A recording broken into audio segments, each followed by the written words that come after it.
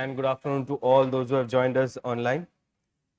So friends, we have seen the first two chapters of economic survey. Today we'll see chapter number 3 and 4.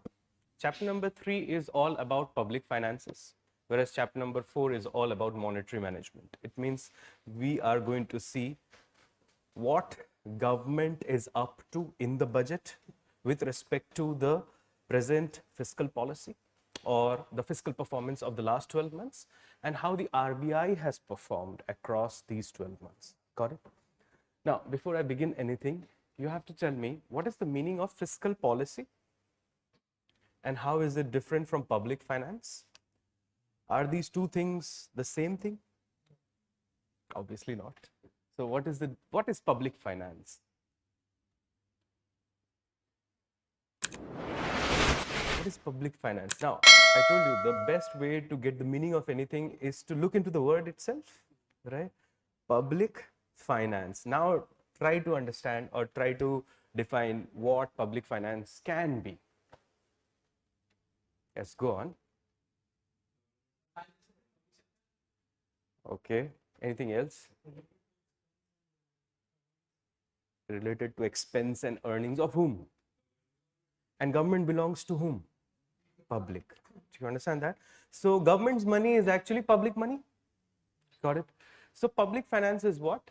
It is the management of the public money. That is public finance.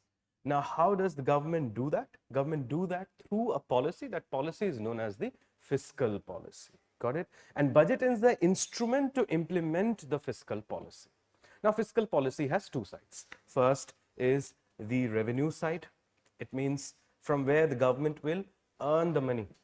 And second is the expenditure side, where the government will spend the money. Got it? Whenever the spending is more than the earning, obviously the result is a deficit scenario. Whenever the spending is less than the earning, then that's a surplus scenario. And when the spending and earnings they match, that is a balanced budget. But balanced budget are very rare. Do you understand that? Most of the time, especially in developing economies, you will find that governments end up incurring deficits. Why? Because the expenditure load on the government is enormous, especially in emerging markets. Why? Because on one hand, you have to take care of millions of people who are into the vulnerables category. Then you have to do development investment, like say, for example, capex, capital expenditure. So all these add to government overall expenses. And that's why you see the deficit is generally the scenario in emerging markets. But having said that, you must not construe this that in developed economies, they do not incur any kind of deficit. They do incur kinds of deficit, but the ICOR is very high for developing countries generally. Do you understand what is ICOR? Incremental capital output ratio. It means how many amounts of inputs you require to raise the output by 1 unit. Do you understand that? Or how much investments do you require to raise the GDP by 1%? That is ICOR. Now, suppose ICOR is 4:1, suppose that's the ICOR. Then you require nearly 36% of investments to just raise the output by 9 units. Do you get that? So that is how the scenario is. Or if you want to achieve a consistent growth of 1% every year, then obviously you have to work on your productive capacity. And productive capacity means what kind of investment? Capital expenditure. Got it? So that is what is fiscal policy. So see, fiscal policy is nothing but it is a policy tool at the hands of the government through which governments manages the revenue and manages the expenditure. Or in other words, it decides how the money will come from where the money will come from, and how the money would be spent and where the money would be spent. Got it? Now, I told you that budgets could be deficit budgets, they could be surplus budgets, they could be balanced budgets. But when we talk about emerging markets, especially like a country like India, which has vast land, so many problems and capital deficiency, especially infrastructural deficiency, we will incur more or less what deficit scenarios in our budget calculations. Do you understand that? So we have deficit scenarios, and I don't think that since independence ever we had a scenario where we ended up with surplus budget. Britishers used to present surplus budgets. Do you get that? But after independence, because of the development expenditure, especially the plan expenditure back then, because the planning commission existed, so there was a huge outlay every year which was made for the beneficence of public, and that's why deficits were a thing. Every time that you would go through budgetary documents, you'll find deficits all around it. So, having understood this, you tell me one thing. Is fiscal deficit good or bad for an economy?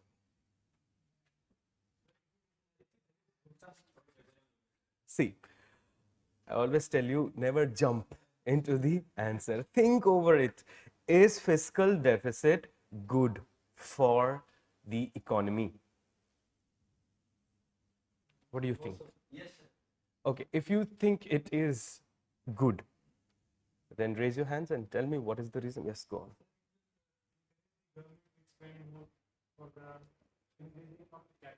Okay. Okay, okay, yes, go on. Welfare schemes, yes. Okay, government is doing something for the public. Those who say that fiscal deficit is bad, extend reasons for that, yes. Sovereign rating will increase or decrease? Decrease, okay. Now, do you understand what is sovereign rating? Like you have a credit rating, आपका सबका CIBIL score है ना? वैसे governments का भी अपना एक score होता है कि गवर्नमेंट अगर पैसा लेगी तो वो गवर्नमेंट पैसा लौटाने लायक है भी या नहीं. Like if you look at the sovereign rating of United States of America, that would be very high because United States of America can all the time return the money. Obviously, you know that the money has to be returned in dollars, right? But if you see a country like Sudan or Afghanistan, you'll find that the ratings are very low, right? Because historically, these countries have been countries which have not repaid their money on time. Think of Pakistan, obviously would be having very poor ratings. Sri Lanka, again, very poor ratings. Do you understand that? Greece, poor ratings because it has done debt default. So fiscal deficit, when there's rating agencies, have you heard about Standard & Poor's and all those Moody's? Have you heard about these kind of rating agencies? Now these rating agencies give ratings to governments, companies, etc. So when they give ratings to governments, that is known as sovereign ratings. Do you understand that? A country or a government which is recursively incurring fiscal deficit kind of situations or scenarios, then the credit rating agencies, they lower the credit rating for those kind of governments. Because when they take money, they spend a lot, and they spend so much so that they end up into deficit scenarios. So yes, that's a very good point. Anything else I would like to add? Why fiscal deficit is not good? Okay, should we abandon this policy of having fiscal deficits? Should we go into a situation of fiscal surplus? We should try for it, okay. A fiscal surplus. See, the Britishers used to give us budgets. Every budget after budget, they would say fiscal surplus, is bar itna paisa bach gaya, is bar utna paisa bach gaya, and foreign trade has also increased. But when you read the fine print, you'll understand that was only to save the Her Majesty's or His Majesty's Empire. Why? Because जो trade की बात वो करते थे, वो trade तो हो रहा था, लेकिन कैसा trade हो रहा था? We were giving raw materials and we were getting in back finished products, right? So that was not encouraging industrial production in the country. Got it? That was only encouraging extraction of minerals and raw materials. That's it. So yes, there was an economy around it, but it cannot be such a growth multiplier that it pushes the GDP and increases per capita income by a great way. Do you understand that? The second thing was that the Britishers, they did not spend on education. They did not spend on health infrastructure like what the Indians demanded. That's why you see that they ended up with surplus scenarios. In fact, a lot of public money went into the vacation of the high officials and the beautiful, you can say, furnitures that were they placed in different ministries and in different secretariats. So a lot of money went into there. That's why people like Gopal Krishna Gokhale, he criticizes it, that why the British is spending so much on their lavish lifestyle and not spending it on education of the people, especially mass education. Mass education means elementary education. They're not spending a lot on that. Then Firoz Shah Mehta also hammers on the same point. He says that if British can lower their expenditure there, they can spend more for public education. And you know, there was something called the Woods Dispatch. Are you aware about that? Right? And then the Macaulay Minutes. And that's how they try to mold the Indian education system to some way. But anyhow, cutting the long story short, that the Britishers always ended up with surplus budgets. See, fiscal deficit is good or bad. This question cannot be answered without a context. And what is that context? The context is for what the government is spending. If fiscal deficit, I'll give you a thumb rule. If fiscal deficit is due to higher revenue expenditure, it means day-to-day expenditure, then that is bad, because that is not adding to the productive capacity of the economy. If fiscal deficit is for capital expenditure or more capital expenditure, then that is good for the economy. Why? Because it is adding value to the productive asset, which will in turn help in producing more goods and providing more services.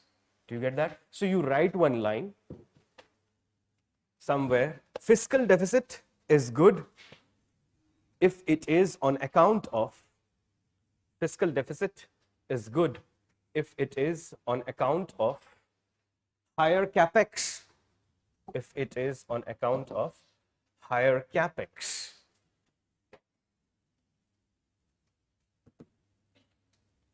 Because it adds to the productive capacity, because it adds to the productive capacity of the economy. It adds to the productive capacity of the economy and helps in creating jobs.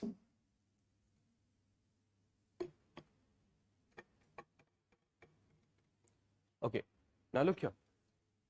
Do you understand the meaning of the term fiscal consolidation?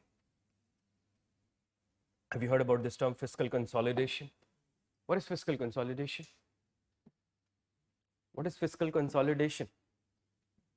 What is consolidation? Forget about that. Like suppose, have you seen जो ये cement का काम करते हैं? Now after some time it dries up and it consolidates. So consolidation means nothing but strengthening. Do you understand that? Fiscal consolidation simply means that government ensures that the fiscal space is in order, or the fiscal house is in order. Or in more simpler words, you can say fiscal consolidation means that on one hand, we try to increase the revenue. How can you increase the revenue? Like one way of increasing the revenue is by broadening the tax net, or by increasing the tax base. Do you understand that? So on one hand, government increases revenue. On the other hand, government cuts down wasteful expenditure. Got it? In that way, government ensures fiscal consolidation. And fiscal consolidation is mandated on the government of India under the Fiscal Responsibility and Budgetary Management Act. Got it? So write down one more line. Fiscal consolidation is a scenario wherein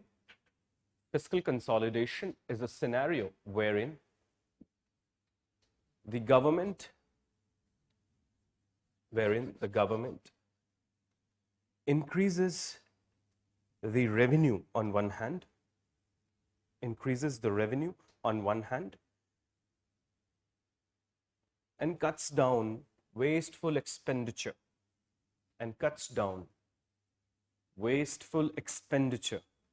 on the other.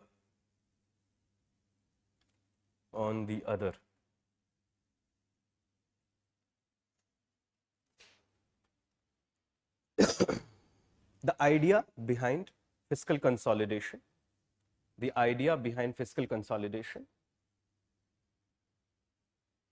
is to ensure that the fiscal house is in order.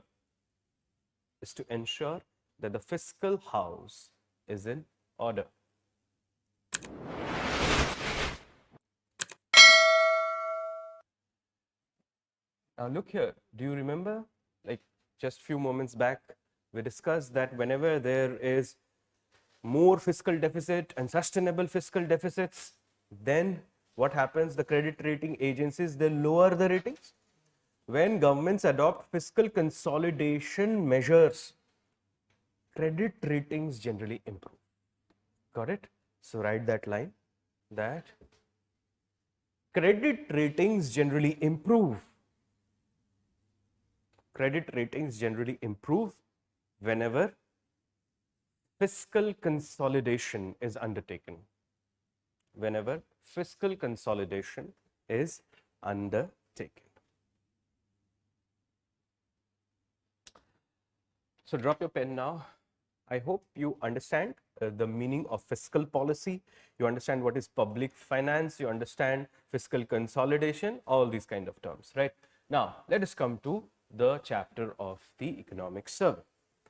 See, when the pandemic hit the world, all the industrial activities, they came to a standstill, right? There was nothing that was being produced and no services that were being provided except essential goods and services.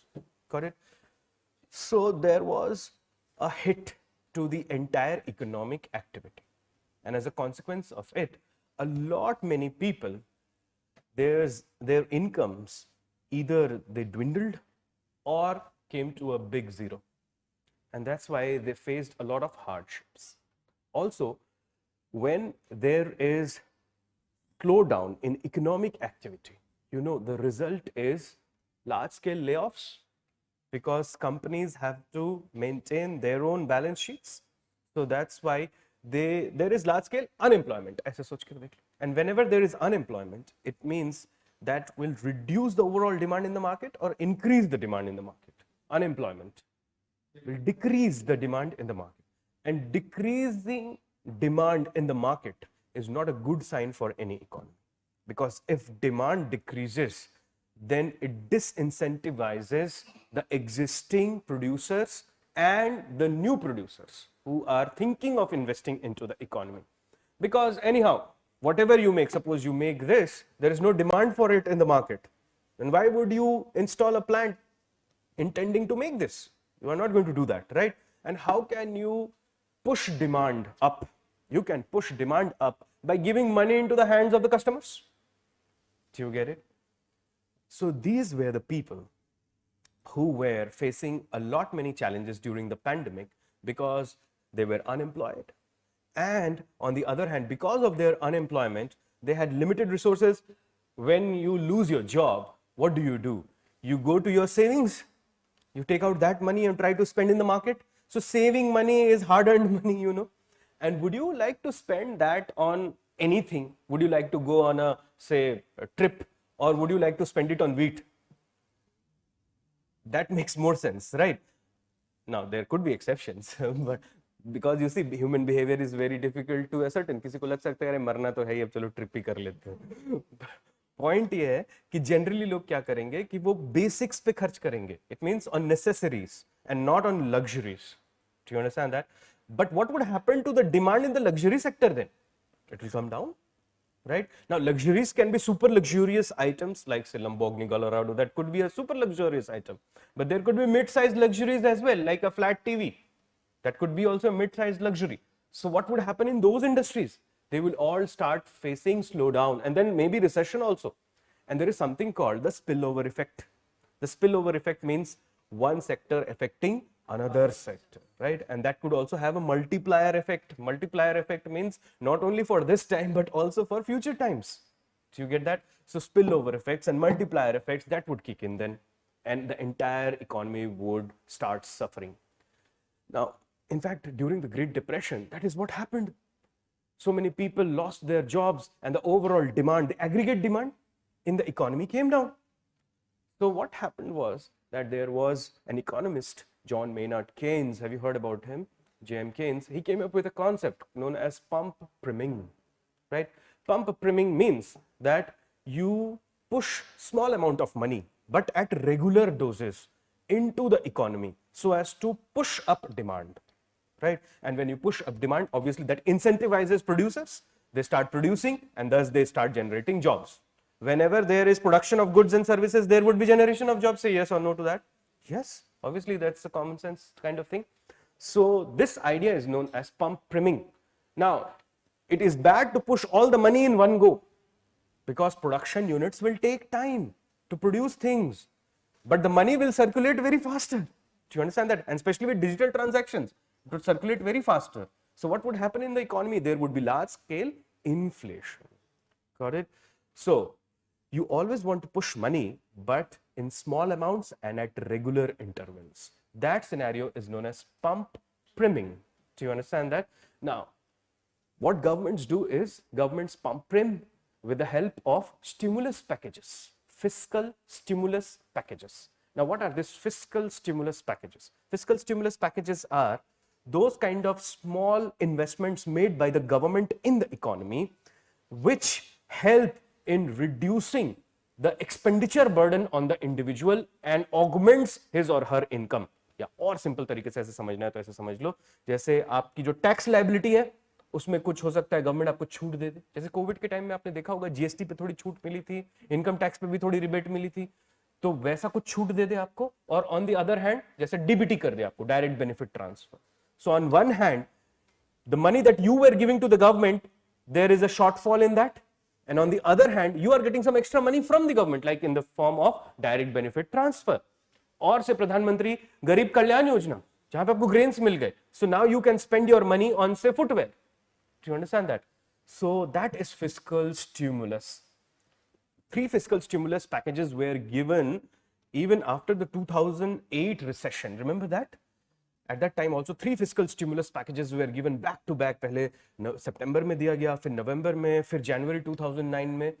Continuous fiscal stimulus package. At that time the finance minister was Mr. Pranab Mukherjee, honorable ex-president of India. He was the finance minister back then. तो इसकी वजह से भी जो FRBM के targets हैं हमारे meet नहीं हुए थे. ठीक है, अभी भी अगर आप कोविड में देखोगे तो बहुत सारे फिस्कल स्टिमुलस पैकेजेस दिए गए, लेकिन फिस्कल स्टिमुलस का एक फ्लिप साइड भी है. क्या है? When government spends, you know that they are pushing money into the system, and when they push money into the system, there could be inflation. Got it? So that is what we are going to see in this chapter. So look here. The chapter is fiscal developments, revenue relish. Revenue relish means it's a good scenario for us. Fiscal policy becomes an important device for governments during difficult times. During times of distress, governments through their fiscal policy provide macroeconomic stability apart from providing relief to the vulnerable. Now, what is macroeconomic stability? You know there are 3 indicators of macroeconomy. What are they? Growth, inflation and fiscal deficit. सब कुछ control में किया जा सकता है through good fiscal policy. Do you understand that? Fiscal stimulus packages that were offered by the governments worldwide during the pandemic were critical in boosting demand. Do you understand that now? However, expansionary fiscal policy का मतलब क्या है? When government spends more and takes less, it means fiscal deficit kind of budget. Expansionary fiscal policies adopted by various economies led to inflation. समझ में आ रहा है आपको ये? Inflation होगा, which was already high due to supply chain disruptions. क्यों हुआ वो COVID-19 फिर Russia-Ukraine conflict? So there was supply side constraints, and now there is a demand push as well. Do you understand that? There are 3 types of inflation. Are you aware about it? The first one is demand pull inflation. The second one is cost push. And the third one is structural inflation. Do you understand that? Structural inflation is generally due to infrastructural bottlenecks. Got it? But sometimes देखो structural inflation को भी cost push में ही include कर दिया जाता है, क्योंकि infrastructure अगर नहीं है, समझ लो रोड नहीं है, तो ट्रांसपोर्ट जो भी कर रहे हो आप गुड वो फंसी हुई है बीच में, तो that is adding to what? Transportation costs. So it could be considered as cost push inflation. But India में हम जो इन्फ्लेशन फेस करते हैं mostly that is structural in nature. Do you understand that? Right it somewhere. The inflation India faces mostly is due to structural problems.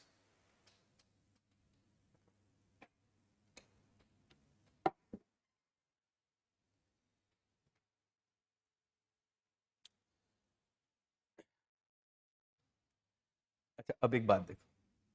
Suppose your father says, it's hypothetical scenario, right? Your father says you that he is going to give you extra 10,000 cash every month. मतलब hypothetical है, सोच के देखो ऐसा वो बोल रहा है. Will you resist it? Most of you will accept it. Do you understand that? वो तो प्लान भी बनाने लगेंगे कि 10,000 कहाँ लगाने हमको. सब लो ये दिए जा रहे हैं वो आपको 6 महीने से, 7 महीने से, 8 महीने से. बट एक दिन वो बोलते हैं कि now I will not give 10,000 any longer to you. Rather, whatever I was giving to you, I'll take 2,000 from that as well.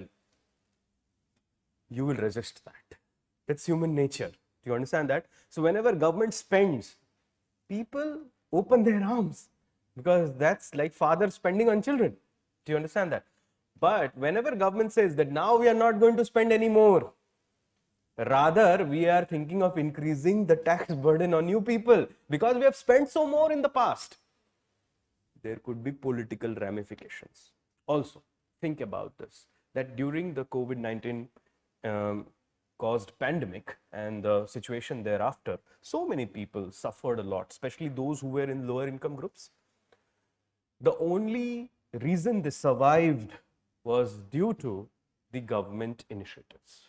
Do you understand that? Now, if government withdraws those initiatives, if they have not got a job till this time, then that would be detrimental to their cause. You get that? So, withdrawal of this fiscal stimulus packages became challenging, not only in India but worldwide. और बाहर तो इतना advance economy में तो इतना fiscal stimulus दिया उन्होंने क्योंकि उनके तो सारे सप्लाई चेन खत्म हो गए थे. एक तो चाइना में हो गया zero Covid policy, remember that, and then the Ukraine-Russia tussle, that also disrupted all the supply chains. So that's why in advanced economies, inflation was very high, and that's why, remember, they adopted monetary tightening or quantitative tightening, where they increased the interest rates. And when you increase the interest rates, loans in the economy become costlier. And as loans become costlier, investments become slower. If investments become slower, then jobs also are less created. Do you get that? And you know, more jobs, more money, more demand. So thus the business cycle goes on. Anyhow, so look here. The biggest question under such a situation was to evaluate the trade-off maintaining between fiscal support to manage the continuing crisis versus withdrawing fiscal stimulus from the economy to control inflation. तो एक तरफ तो आपको growth push करना और दूसरा inflation. जिसमें कहता हूँ आरबीआई, अगर आपको समझना है जिंदगी में डायलेमा क्या होता है या दुविधा क्या होती है, तो आरबीआई को देखो. आरबीआई का हर दिन दुविधा वाला ही है, because it has two targets which are almost diametrically opposite to each other. First, controlling inflation. Second, pushing growth. If they push growth, there will be high inflation. If they control inflation, there would be low growth. तो ये दो ऐसी चीजें दी गई है RBI को monetary management के में कि आपको इन्फ्लेशन भी कम रखना है और ग्रोथ भी पुश करना है. The moment you know the repo rates come down, obviously there would be more growth, but there would be also high inflation. तो अब गवर्नमेंट के सामने भी वही प्रॉब्लम था. फिस्कल पॉलिसी, मॉनेटरी पॉलिसी इसलिए चैलेंजिंग है because there are two contradictory kind of situations that you have to maintain. While a sudden withdrawal may have costs for medium term growth, you understand medium term, 5 to 6 years, a slow withdrawal may be inflationary, making the debt costly. Do you get that? Because अगर आप बहुत slow उसको withdraw करोगे fiscal policy के stimulus packages को, तो RBI या कोई भी सेंट्रल बैंक जो बैठा हुआ है वो अपने इंटरेस्ट रेट ऊपर करेगा ही, क्योंकि इन्फ्लेशन बढ़ता जाएगा ना. आप विड्रॉ नहीं कर रहे हो स्टिमुलस पैकेजेस, तो जैसे इन्फ्लेशन बढ़ेगा बहुत ज्यादा तो बिल्कुल इंटरेस्ट रेट्स भी ऊपर जाएंगे, और जैसे इंटरेस्ट रेट्स ऊपर जाएंगे मतलब आप समझ लो लोन्स क्या हो गया, costly. And when loans become costly, obviously there would be less home loans, less car loans, so it means automobile sector, real estate sector, ये सब हिट होने लग जाएंगे. Got it? Note, now this is what you have to understand. The government of India adopted a calibrated fiscal response. इसका मतलब क्या होता है, जैसे पैसे को धीरे धीरे पुश करते हो वैसे विड्रॉ भी धीरे धीरे करो. जैसे फादर ने आपको 10,000 दिया था, वो बोले कि देखो अगले महीने से 9,000, फिर 6 महीने बाद बोले अब से 8,000. So you get some cooling off period. आपको पहले ही बता दे रहे हैं कि ऐसा होने वाला है. So prepare yourself. Got it? So, Government of India adopted a calibrated fiscal response to the pandemic and planned to withdraw the fiscal stimulus gradually. As outlined in the budget financial year 22, this chapter helps us in understanding the fiscal stance adopted by the government. This chapter is all about the good policies adopted by the Government of India and the various state governments, wherein we Indians stand at a relatively better position with respect to advanced economies, be it with respect to growth or be it with respect to inflation. वहाँ पे inflation बहुत है अभी और growth भी उतना ज़्यादा है नहीं. हमारे यहाँ we are projected to be the fastest growing major economy in the world and also our inflation is in the range. ठीक है, 6 के ऊपर थोड़ा गया था बट अब वो नीचे आ गया. और अगर आप कल देखोगे, कल जो न्यूज आई है retail inflation, it mean CPI based headline inflation, it has come down under 6%. So it is the lowest in the last 27 months. उसमें सबसे कम हो गया इन्फ्लेशन अभी. So it's a beautiful scenario. Now look at our neighbors, look at Sri Lanka, look at Pakistan, look at inflation. In Pakistan, food inflation is in double digits, right? But हमारे यहाँ आप देखो कितने अच्छे से manage किया गया है सारी चीजें. That's why we are having now controllable or manageable inflation on one hand, and on the other hand, we are also projected to grow very nicely. So look here, development in the union government finances. While India entered the pandemic with a stretched fiscal position, इसका मतलब क्या होता है कि एक तरफ तो आपके रेवेन्यू खत्म हो गए, मतलब टैक्सेस बंद हो गए. जब सारी इंडस्ट्री बंद हो जाएगी तो जीएसटी भरना भी तो बंद हो जाएगा ना. लेकिन एक्सपेंडिचर तो बढ़ गया ना हेल्थ पे, जैसे कि समझ लो कोविन प्लेटफॉर्म बनाना पड़ गया, तो एक्सपेंडिचर बढ़ा कि नहीं. The government's prudent and calibrated, prudent means wise, calibrated means gradual, fiscal response enabled stable public finances. Stable public finances means manageable public finances. इसका मतलब revenue and expenditure both under control, nothing out of control. It can be understood with the help of the following: sustained fall in fiscal deficit. Now this is very good to note. Now look here, which reached 9.2% of GDP during the pandemic year 21 has moderated to 6.7% of GDP in financial year 22 and is further budgeted to reach 6.4% of GDP in fiscal year 23. It means there is a successive fall in fiscal deficit. And you know, when there would be a successive fall in the fiscal deficit, there would be a successive rise in the credit rate. Do you understand that? So that would be very good to take note of. ये देखो आप. Now, do you understand the difference between fiscal deficit and primary deficit? What is the difference? Fiscal deficit. हाँ बोलो. हाँ. It means when we do not consider the interest payments, because interests are paid on loans not necessarily taken by the present government but also by previous governments. Do you understand that? So to understand the fiscal performance of the present government, primary deficit is a better indicator. 3 deficits होते हैं mostly: revenue deficit, primary deficit and fiscal deficit. But सबसे popular कौन सा है? Fiscal deficit. Got it? और rating भी जो होती है वो किस पे होती है? फिस्कल डेफिसिट पे होती है. क्योंकि ये आपकी गवर्नमेंट है, पिछली गवर्नमेंट, ये अंदर का मामला है, बाहर के लोगों के लिए नहीं है. Do you understand that? Now look here, if you look at this is fiscal deficit, you see it is also coming down. It increased and then started coming down. Similarly, this is primary deficit. It also increased because it keeps more or less a kind of synchronization with the fiscal deficit. It is also coming down, right? What is CGA? The source is CGA. What is that? Controller General of Accounts. Do you understand that? Ministry of Finance में ही है. Now look here. The gradual decline in union government's fiscal deficit as percentage of GDP is in line with fiscal glide path envisioned by the government. Now what is a fiscal glide path? आपने कोई glider देखा है कभी? वो कैसे उतरता है glider? ऐसे या ऐसे? I mean, does it fall abruptly or gradually? Gradual. Do you understand that? So financial year 18 में, it means that time the finance minister was Mr. Arun Jaitley. And then after him also for some time Mr. Piyush Goyal. Anyway, they highlighted something called the fiscal glide thing in the budget. What is this fiscal glide path? Fiscal glide path मतलब हम अपने deficits को कम करेंगे but gradually.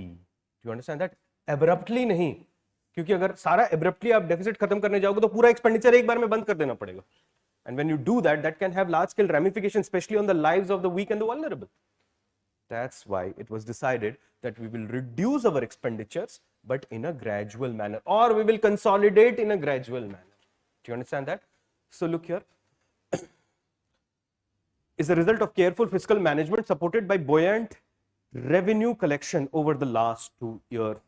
Hence, despite more subsidy outgo on food and fertilizer, and you understand why more food and fertilizer, because of the Russia-Ukraine conflict and specific duty cuts, the government is on the fiscal glide. Now, what is fiscal glide? In 2018, instead of immediately reducing fiscal deficit to 3% of GDP, the finance minister promised to reduce it to 3% in 2020-21. But उनको मालूम नहीं था तब कि pandemic आने वाला है. Do you understand that? Like a glider gradually descending on its landing target. Right? Hence, subsequent finance ministers kept reiterating that we'll continue on that fiscal glide path. Now, these terms are important for your examination. क्योंकि ऐसा कोई term आ जाएगा. Recently, the term fiscal glide path was in news. It relates to. So, these kind of things is what you have to keep in mind. Now, what is non-debt receipts? What are non-debt receipts? Huh? Excluding borrowings, everything is non-debt. Are you sure? Now, non-debt receipt is revenue receipt, part of revenue receipt or capital receipt? नहीं, वो होता क्या है? Revenue receipts में अंदर होता है या कैपिटल रिसिट्स के अंदर होता है? अच्छा, tax and non tax money is part of what? Revenue account और capital account? Revenue account, right. So tax का जो पैसा सरकार लेती है, ऐसा है क्या कि जो जीएसटी लेती है वो सरकार को लौटाना भी है आपको? Does it create any kind of repayment liability on the government? Tax money? No. What about non-tax money? Non-tax money could be like user charges, fees, fines, etc. Do you understand that? जैसे चालान cut गया आपका, ऐसा कुछ हो गया, तो वो क्या है? वो रिफंडेबल है क्या गवर्नमेंट की तरफ से? नहीं है. Do you understand that? So tax and non-tax money are non-debt. Anything else? Disinvestments? Non-debt. Sale of assets? Non-debt. Recovery of loans? Past loans which the government had given, that is also non-debt. Do you understand that? Debt creating is what? Obviously, yes, borrowings. Now, government borrows from where? Like government of India को पैसा लेना. Suppose you are a high official in the Ministry of Finance और आपसे finance minister पूछते हैं कि हमको पैसे चाहिए, government को पैसा चाहिए, तो what would you suggest? What are the options to us? RBI, going to the RBI and taking money from the RBI.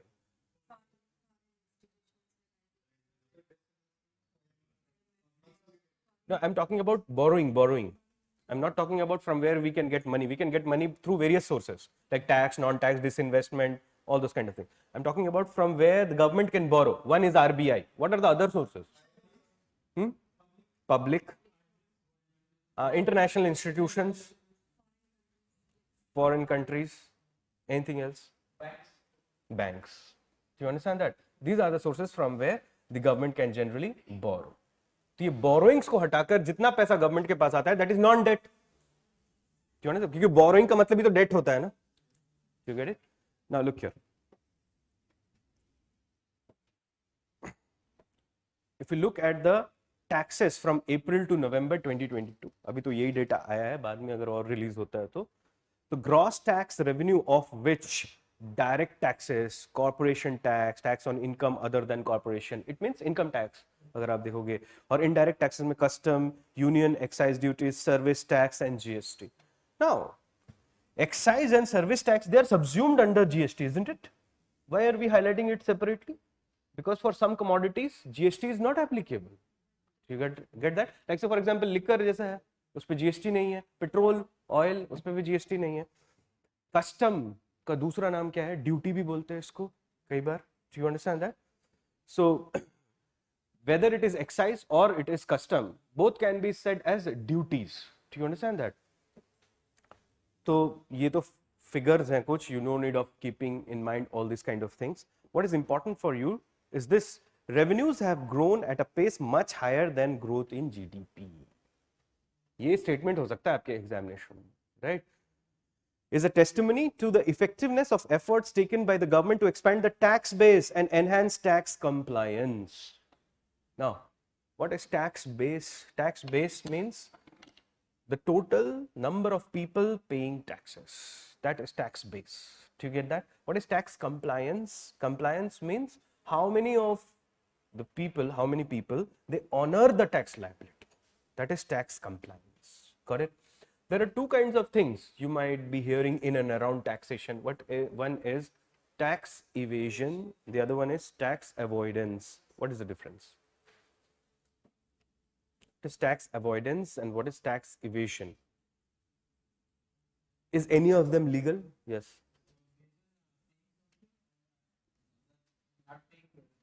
Okay. And avoidance?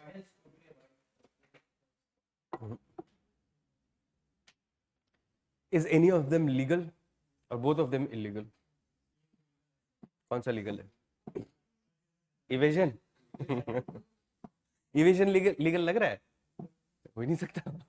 See, tax evasion मतलब टैक्स की चोरी. सीधी सी बात. ठीक है, that is tax evasion.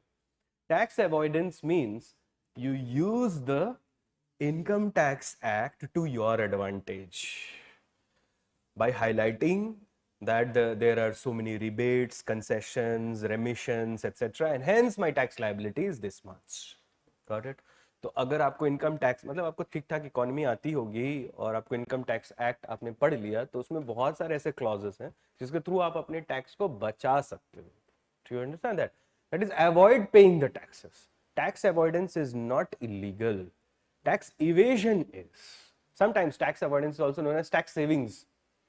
Do you understand that? Like say for example 80C के अंदर आप 1,50,000 तक बचा सकते हो अगर आपने कोई इंश्योरेंस कर रखा है अपने नाम पे तो लाइफ इंश्योरेंस या कुछ.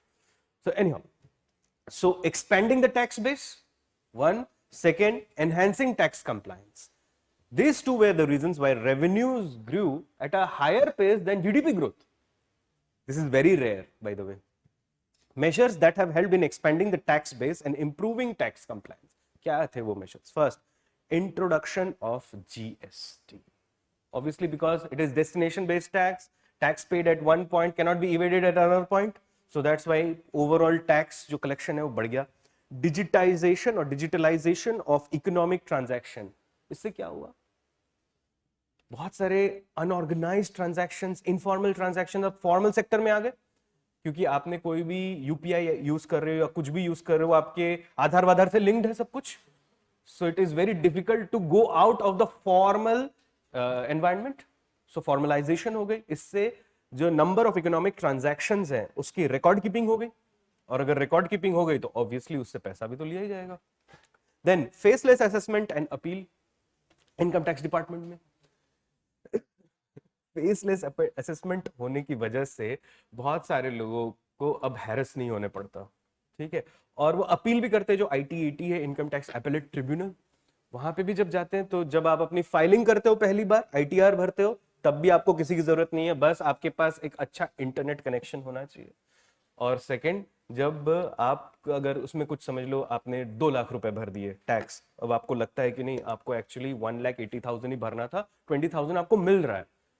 फिर समझ लो आपने कोई रिबेट नहीं क्लेम किया था तो अब आपने उसको क्लेम कर दिया तो वो अपील में चला गया समझ लो केस, तो वो भी ऑनलाइन हो सकता है. Got it? So these are the reasons. And third, information sharing between government departments. This has happened, right? Have you heard about something called Pragati? Right? उससे बहुत ज्यादा इंटरलिंक्ड हो गए हैं सारे मिनिस्ट्रीज. वो शेयर करते हैं अपना अपना इंफॉर्मेशन.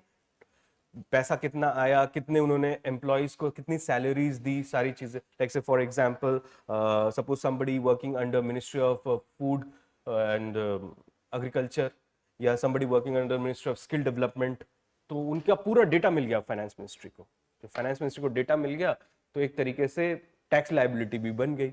और देखो इनकम टैक्स ने क्या किया है इस बार, और जो GST डिवीजन है उन्होंने बिल्कुल धड़ल्ले से कैंसिल किए हैं GSTs बहुत सारे, कि अगर आपने नहीं टाइम पे किया है तो GST वो सस्पेंड कर दिए हैं उन्होंने.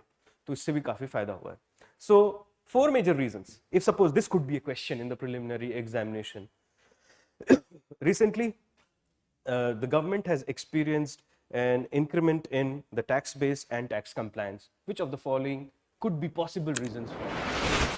You understand that? These all are the reasons: introduction of GST, digitalization of the economic transaction, faceless assessment, and information sharing between government departments. हमेशा ये दिमाग लगा के देखना है कि जो भी ऑप्शन है उससे टैक्स में बढ़ावा मिल सकता है कि नहीं. हो सकता है वो डायरेक्टली रिलेटेड ना हो, जैसे डिजिटाइजेशन या इंफॉर्मेशन शेयरिंग डायरेक्टली रिलेटेड नहीं है, लेकिन फिर भी उससे टैक्स में ज्यादा इंप्रूवमेंट आ जाएगी कलेक्शन में.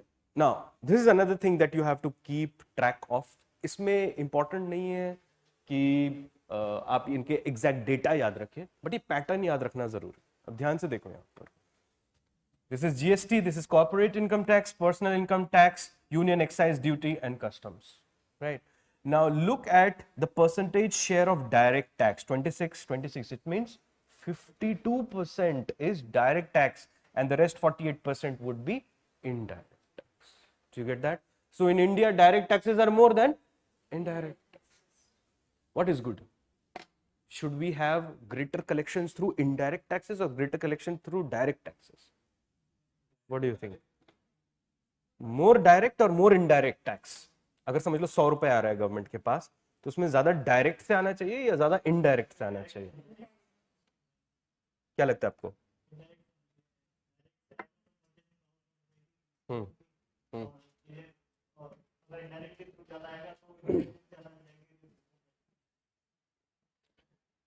More should be from direct, not from indirect. Why? अब सोचो. Yes. Indirect taxes do not discriminate. समझ में आया? Direct taxes discriminate on the basis of tax slabs. जिसकी जितनी इनकम ब्रैकेट में गिरेगा वो उतना ही टैक्स पड़ेगा ना. किसी पे 10%, किसी पे 20%, किसी पे 30%, किसी पे नो टैक्स. बट चाहे आप खरीदो कैडबरी का एक चॉकलेट या मुकेश अंबानी, पड़ेगा तो उतना ही 20 रुपए. Do you understand that? So it makes no discrimination. Indirect taxes थोड़े कम भी होने चाहिए because it gives incentives. Because indirect taxes they increase the cost of the product. अगर जीएसटी 70% कर दे समझ लो सरकार आज, तो क्या होगा? पूरी इकोनॉमी की बैंड बच जाएगी एक बार में. समझ में आ रहा है? तो इनडायरेक्ट टैक्सेस में हम ओवरऑल टैक्स कलेक्शन पे ध्यान दें और डायरेक्ट टैक्सेस में बार बार रिफॉर्म्स करते रहे. अब इनडायरेक्ट टैक्स रिफॉर्म तो हमारा हो चुका है जीएसटी, और एक बहुत बड़ा रिफॉर्म है, कई सालों से चल रहा था, हो गया थैंक गॉड. अब डायरेक्ट टैक्स की बारी है. जो डीटीसी जो पड़ा हुआ है डायरेक्ट टैक्स कोड, अब उसकी बारी है. तो ये ध्यान रखो आप कि डायरेक्ट टैक्सेस इंडिया में ज्यादा है, इनडायरेक्ट टैक्सेस पहला चीज जो आपको ध्यान में रखना. और दूसरा, of all the taxes which is the largest contributor? GST 28%. ये दो चीज आपको ध्यान में रखना है. Got it? Now, if you look at, say there is a comparison between financial year 13 to 19, 6 year on one hand, and on the other hand, few months of 2022. And if you look at the overall direct tax, indirect tax या जो भी है यहाँ पर, gross tax revenue देखो, corporate income tax, personal income tax, सब बढ़ा है. Do you understand that? Direct taxes overall बढ़े हैं, and growth in direct taxes is good. It means there are so many people who have come into the tax net. It means there is enlargement of tax base, and also there is good tax compliance now. That's why more and more people are willing to pay tax. Do you get that? So, look here now. Customs and excise duties act as flexi fiscal policy tools. Direct tax को आप बार बार नहीं छेड़ सकते. एक बार budget में announce कर दिया गया, फिर आप बार बार नहीं छेड़ सकते. Why? Because households they make their long term decision making on the basis of the tax outlay that is impending on them, right? कि उनकी इतनी टैक्स लायबिलिटी बनती है तो इतना तो चला जाएगा, और उसके बाद वो क्या भी डिसीजंस लेंगे अपने लाइफ में, चाहे वो एक्सपेंडिचर रिलेटेड हो, इन्वेस्टमेंट रिलेटेड हो, उसके बेसिस पे लेते हो, राइट? तो डायरेक्ट टैक्स को आप बार बार नहीं छेड़ सकते, लेकिन कस्टम ड्यूटी, एक्साइज ड्यूटी, इनको आप बार बार छेड़ सकते हो. Got it? So look here. When the collection of direct tax and indirect tax was adversely impacted due to the pandemic year 21, and low global oil prices created some elbow room for raising taxes on petroleum, the government raised the excise duty on petrol and diesel to augment the revenue pool. अब देखो क्या हुआ कि जैसे ही oil prices थोड़े नीचे आए, because we got a kind of contract with Russia that we will be purchasing oil from them, so the oil prices in India fell. Relatively, but government ने क्या किया उस समय, एक्साइज ड्यूटी लगा दिया, उस पर ड्यूटी लगा दिया और प्राइस को वापस बढ़ा दिया पेट्रोलियम की, जिससे अगर आप देखोगे तो इंडियन इकोनॉमी में बहुत तरीके से, एक तरीके से हाहाकार मच गया और पूरी कंट्री में लोग ये बोलने लग गए पेट्रोल के दाम ज्यादा है, पेट्रोल के दाम ज्यादा है. But an economist will never complain. See how the society reacts and how economists react could be completely different. Like for an economist, it was a very good decision. Also, a climate activist will not complain. समझ में आ रहा है? क्योंकि it's what kind of tax? It's a Pigovian tax. Pigovian tax का मतलब पता है ना? Tax on those commodities which have negative externality. Carbon products are those which have negative externality. It means they hurt the environment. You get that? तो एक तरीके से वो ग्रीन फंड इकट्ठा कर रही थी सरकार. दूसरे तरीके से द प्रधानमंत्री गरीब कल्याण योजना, किसान योजना, उज्ज्वला योजना, ये सबका पैसा कहां से आएगा जब सारा economic activity is at stand still? Through these kind of things. Do you get that? Also people, that was an encouragement given to the renewable sector कि आप रिसर्च करिए. इलेक्ट्रिक व्हीकल पॉलिसी आ गई थी गवर्नमेंट की, तो it was a calibrated approach. Do you understand that? मतलब एक तीर से कई निशाने लगाए हैं. समझ में आ रहा है? एक नहीं, कई सारे निशाने लगे एक ही तीर से. But anyhow, so look here, subsequently when other taxes recovered and inflationary pressures built up in the economy, the government reduced the excise duty in November and then in May. तो पेट्रोल के दाम 2 बार गिरे थे ना, तो वो calibrated था. Got it? Then given the rise in prices of essential imported products during fiscal year 23, customs duties were brought down on several items to control inflation impact on edible oils, pulses, cotton, steel, etc. India imports a lot of edible oils. Keep this thing in mind, right? अच्छा, एक चीज देखो, इसमें question कैसे आ सकता है? इसमें question ऐसे आ सकता है that which of the following will help in controlling inflation? Do you get that? Suppose ऐसा कोई क्वेश्चन आ जाए और ऑप्शन ऐसे आ जाएंगे like reduction of import duty. Do you understand that? Creating buffer stocks, deciding quotas on imports, reducing import duty. Do you understand that? These kind of things. तो ये सारे statements बन जाएंगे आपके. Reasons for better performance of GST, ये भी देख लेते हैं हम. Rapid economic recovery post pandemic, समझ ही आ रहा है आपको, सेल्फ एक्सप्लेनेटरी है. Nation wide drive against GST evaders. Now do you understand evasion? Eliminating fake bills, एक बिल लगा के भी दिखा देते हैं. और rate rationalisation measures undertaken by government by the GST council to correct inverted duty structure. Now do you understand what is inverted duty structure? Like say for example, rubber पे समझ लो 18% जीएसटी है, लेकिन जब टायर बन जाए तो उस पे 2% जीएसटी. मतलब रॉ मटेरियल पे जीएसटी ज्यादा और फिनिश्ड प्रोडक्ट्स पे जीएसटी कम. You get it? That is inverted duty structure. और inverted any kind of structure, कुछ भी बोल सकते हो, कस्टम के लिए भी बोल सकते हो, ये एक्साइज के लिए भी बोल सकते हो. जब रॉ मटेरियल पे ज्यादा होगा, जब क्या होता है समझ लो, आपको एक मोबाइल बनाना है, so you would be importing semiconductors, screens etcetera from different countries. Suppose from China आप इंपोर्ट कर रहे हो सब कुछ, तो इंपोर्ट ड्यूटी आप पे बहुत ज्यादा है. पर जब फिनिश हो जाता है प्रोडक्ट, अगर वही फिनिश प्रोडक्ट आप मंगवाओ चाइना से, तो उस पे कम है. You get it? So that is the kind of discouragement, isn't it? Because if you get finished products in India, the custom duty is less, but if you get raw materials, the custom duty is more. So that is inverted duty structure. तो वो भी सही किया गया था. Now look here, what is inverted duty structure? An inverted tax structure simply refers to a combination where the tax rate on inputs used is higher than the tax rate on outputs for sale. Like say for example, fabric bags are finished goods being sold at 5% GST. Non-woven fabric, which is a raw material used to make fabric bags, is purchased at 12% GST. समझ में आ रहा है? इसको inverted duty बोलते थे. ये सही कर ले. It happens first because of maintaining trade balance.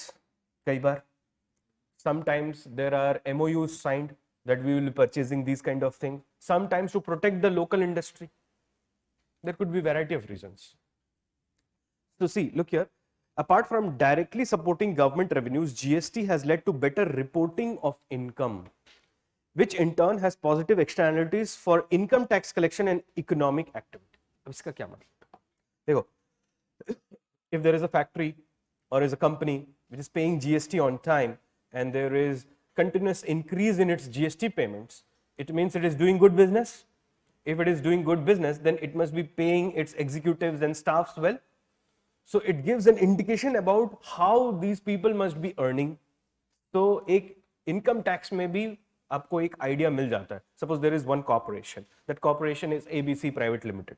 ABC Private Limited has filed 20 crore GST and it has 1000 employees. Now you can generally understand that 20 crore का GST पेमेंट किया है तो मतलब बिजनेस कितना किया होगा. तो बिजनेस किया होगा तो बांटा भी होगा 1000 लोगों में. तो मतलब ये जो टैक्स अपनी दिखा रहे हैं, एक बार वापस चेक करने बोलो इनको. एक एक नोटिस भेज देना भी बहुत होता है. You understand that. और जो सीए होते हैं उनको भी डर तो होता ही है, कैंसिल हो जाएगा लाइसेंस अगर उन्होंने गलत कंपाइलेशन करके दे दिया. Anyhow, so look here, so it has better reporting of income on one hand and it also have positive externalities for income tax collection and economic activity. तो मुझे पता लगता है कि हाँ ठीक है, लोग ईगर भी होते हैं पेमेंट के लिए. Why? Because you see that why people evade tax.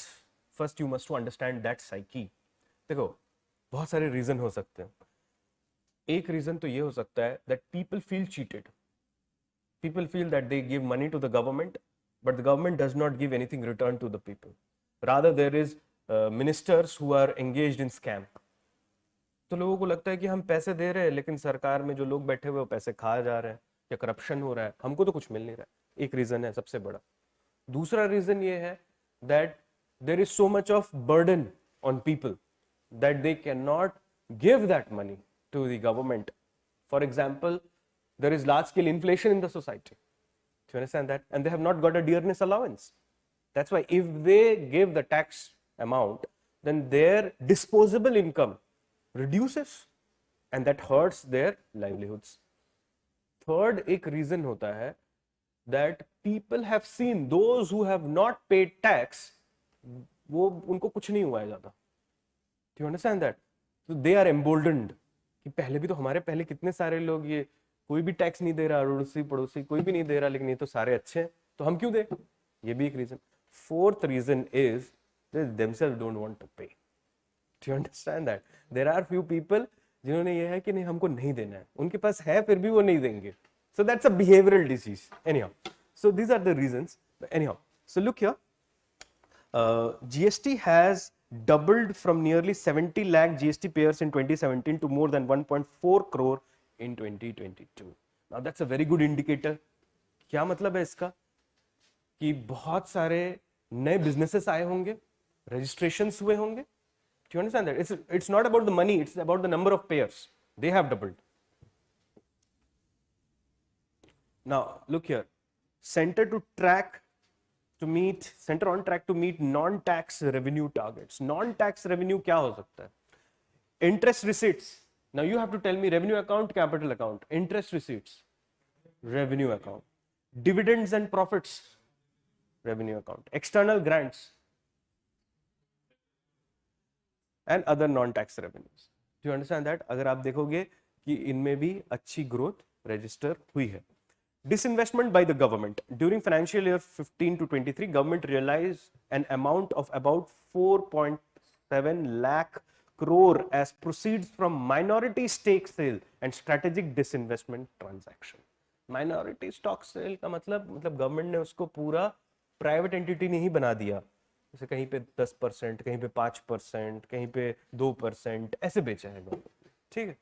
Despite pandemic, geopolitical conflict and global uncertainties, government is implementing the new public sector enterprise policy and asset monetization strategy for privatization and strategic disinvestment. इसका मतलब वही है simple सी policy का कि हम धीरे धीरे disinvestment की तरफ जाएंगे और ये होना भी चाहिए. Government should pull back. Do you understand that? Government's business is to stay out of business. Do you understand that? That should be government's business.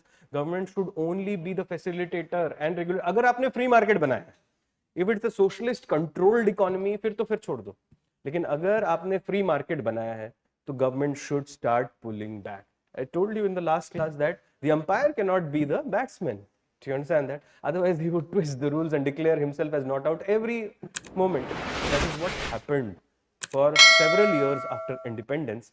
That because of the socialist hangover, you see that government became a player, and when government becomes a player, government loses its actual role in the economy, which is regulation. Do you understand that? Government should become a regulator, government should become a facilitator, government should become an enabler. Government should never become a player or a competitor. Do you understand that? Government should keep to itself those sectors which are necessary for national security and for protecting the vulnerable sections of the population.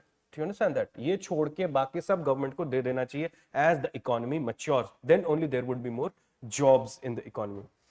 So look here, out of the budgeted amount of 65,000 crore for 23, 48% has been collected as of 18 January 23. तो ये भी अच्छा एक disinvestment का target जो set किया था वो सही path पे है.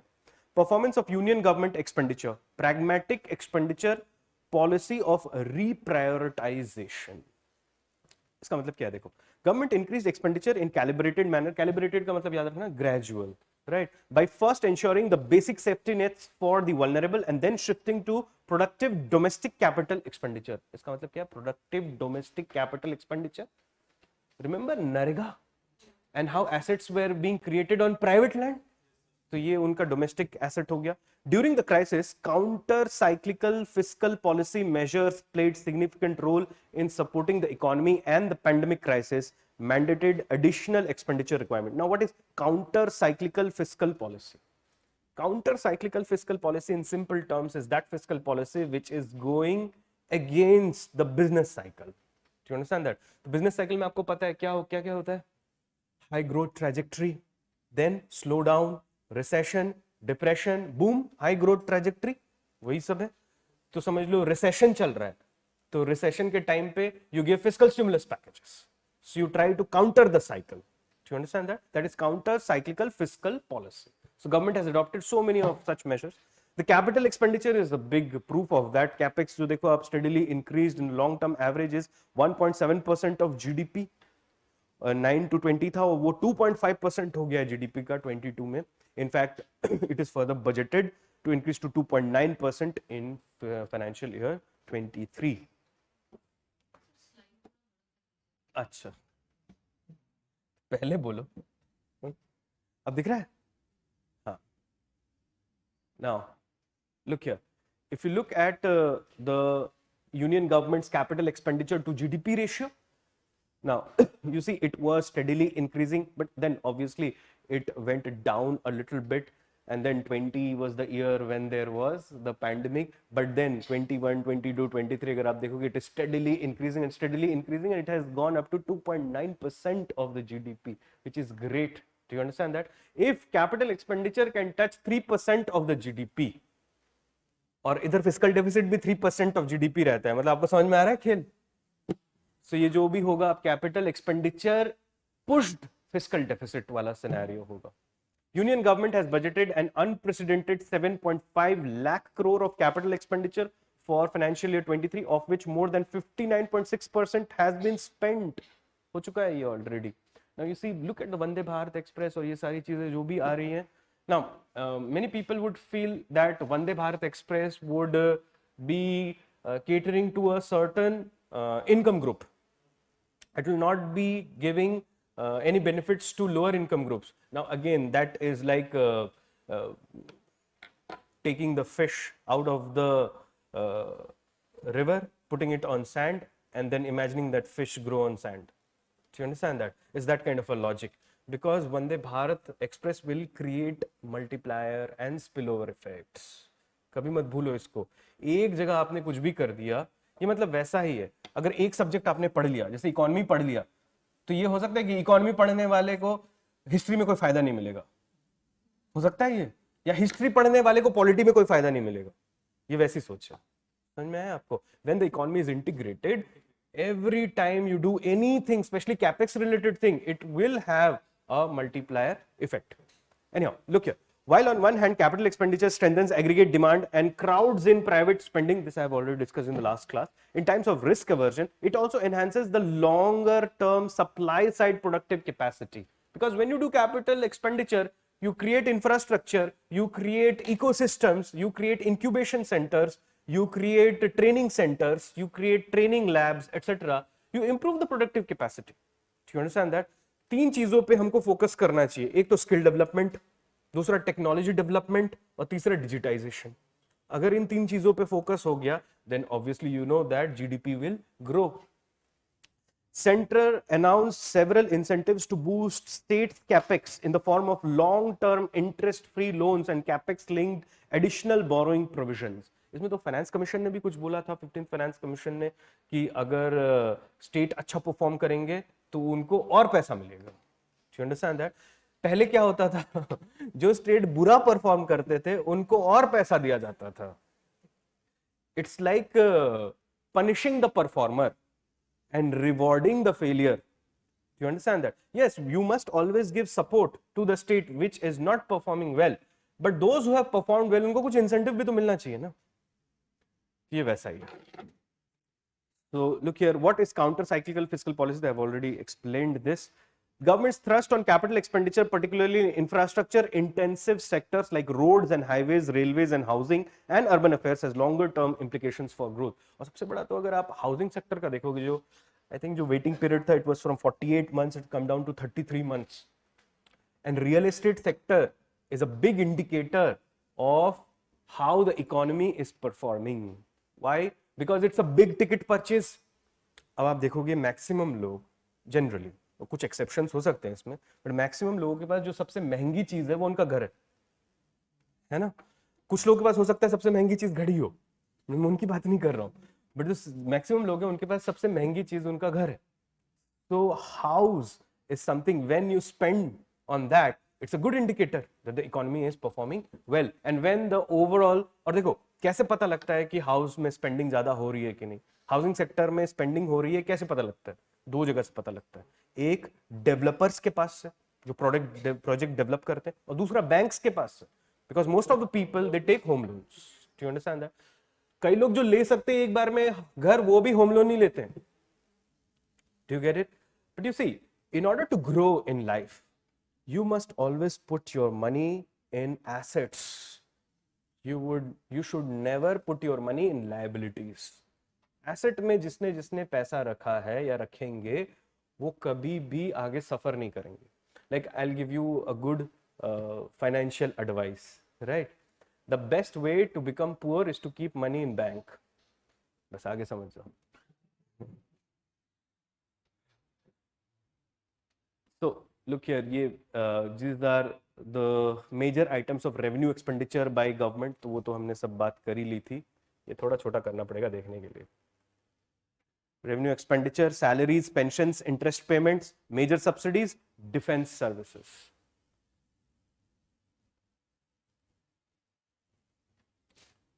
Now look here. Due to sudden outbreak of geopolitical conflict resulting in higher international prices for food, fertilizer and fuel, there was a higher food and fertilizer subsidy requirement for supporting the people and ensuring macroeconomic stability. जैसे गरीब कल्याण हो योजना था, इसमें food subsidy है, एक तरीके से फ्री ग्रेन्स. आप सोच के देखो. Interest payments likely to come down. This is also a good sign. Higher resource requirements and lower revenue collections during the pandemic resulted in higher borrowings by the union government. Interest payments went up after the pandemic outbreak. However, in the medium term, as we move along the fiscal glide path, I hope you understand that. What is buoyancy in revenues? Do you understand this term, tax buoyancy? Buoyancy means floating. So the revenues are coming up. Something when floats comes up, right? Something which is sinking will go down. So buoyancy ka matlab something increasing or is in good shape. Aggressive asset monetization. Asset monetization means whatever assets government had, government is putting it on lease, taking money or disinvesting it or something like that. Efficiency gains by proper capacity utilization. आप ये term समझते हो, capacity utilization? जैसे कि समझ के देखो, that you run a restaurant and in that restaurant there are 2 ovens, right? And there are 4 people who work in that restaurant, and your restaurant it turns out 10 pizzas per hour with the use of one oven. ठीक है, अब क्या हो रहा है, that suppose you do not get enough number of customers, that's why you use only one oven, you keep the other oven shut, and two of your workers, they are standing on the road or they are just squandering their time because there is not enough business. Do you get that? It means your capacity is underutilized, both in terms of manpower and capital asset, because the oven is a capital asset here. Do you understand that? But suppose your customers grow. Now, when their customers grow, then obviously you would be requiring more people and more machines. That's why your second oven would be put to use, and both people, two workers who were otherwise squandering their time, they would come back into the restaurant kitchen and they would start turning out pizzas. Do you understand that? अब ये कैसे होगा? Customer कैसे आएगा आपके उसमें? जब उसके पास पैसा होगा. For that, the government did fiscal stimulus. Remember that during the pandemic. और गवर्नमेंट आपको कोई वो दे दे कि आपके पिज्जा जो है उसकी कीमत गिर जाए. Suppose one pizza used to sell at say 100 rupees, now you are selling it at 80 rupees because government reduced the GST on pizza, if suppose GST is there on pizza. Do you understand that? So in that way also you can attract customers. So because of government's calibrated approach, there was an enhancement in capacity utilization or turnover increased for most of the facilities. Write down this line somewhere. Due to government's calibrated approach,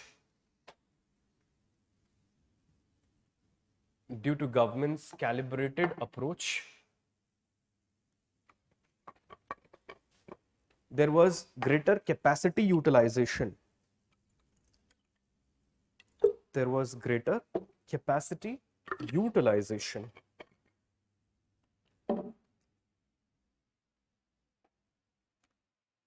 Which translated into greater efficiency.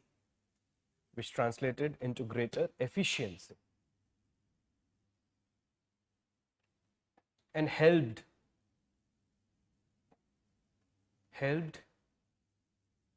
in improving tax buoyancy.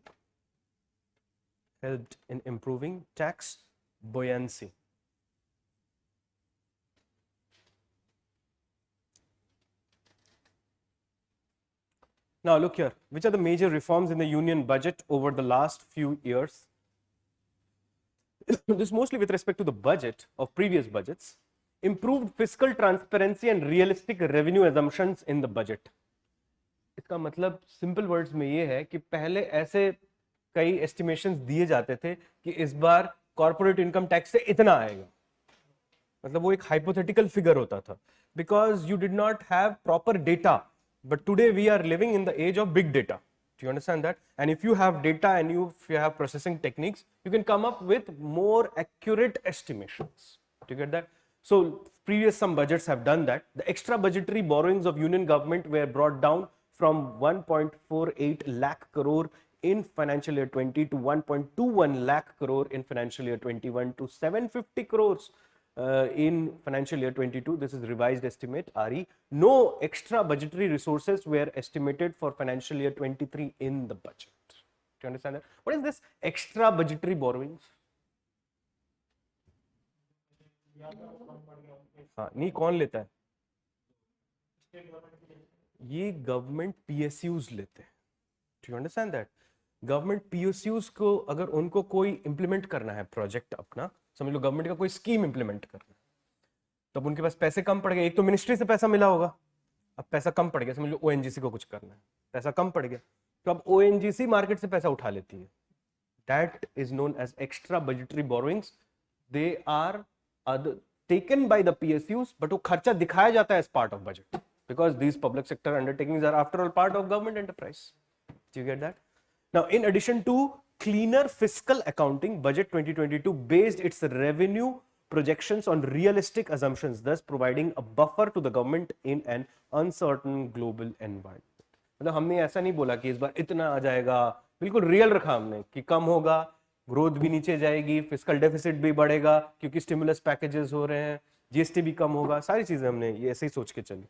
Discontinuation of plan non plan classification. देखो पहले planning commission होता था तो दो type का expenditure होता था, planned expenditure and non planned expenditure. Planned expenditure को हमेशा डेवलपमेंट एक्सपेंडिचर बोला जाता था। जैसे कि समझ लो स्कूल बनाने, यूनिवर्सिटी बनानी है, हॉस्पिटल बनाने, तो these were all part of plan expenditure. But एक बार जब वो बन गए, they were put into non-plan expenditure. Now you tell me that once you build a school, suppose financial year 23 you build the school, in financial year 24 you need money to manage that school. Or suppose university, suppose there is a research factory आपने बनाई है कोई, and which is will be doing research in pharmaceutical sector. Do you understand that? Now next year you have to spend money for its management. So spending money for its management is capital expenditure or revenue expenditure in this case? Research तो हो ही रहा है ना वहां पे. That money is helping augmenting production capacity or not? It will. Do you understand that? It is confusing, isn't it? Are you understanding the problem? ये problem create करता था समझने में कि कई चीजों को हम डेफिनेशन के हिसाब से तो ये रेवेन्यू एक्सपेंडिचर हो जाएगा क्योंकि डे टू डे है, लेकिन वो पैसा जा कहां रहा है? रिसर्च में जा रहा है. रिसर्च में जा रहा है मतलब वो कैपिटल हो गया. Do you get that? Yes, वो भी वैसा ही हो गया. समझ में? So that's why this category was finished for all times. और क्या डिवीजन बना दिया गया अब? Capital and revenue expenditure. The reform gave a greater emphasis to revenue and capital classification of government expenditure. बिल्कुल क्लियर हो गया. रेवेन्यू मतलब डे टू डे मैनेजमेंट और ऐसा, और कैपिटल मतलब something related to growth, something related to improving the productive capacity. Then merger of railway budget with the main budget. ये तो भाई बहुत ही अच्छा काम हुआ, राइट? पहले तो एक बार एक और बजट पढ़ाना पड़ता. तो रेलवे बजट पहले क्या होता था कि ये ब्रिटिशर्स करके रखते थे.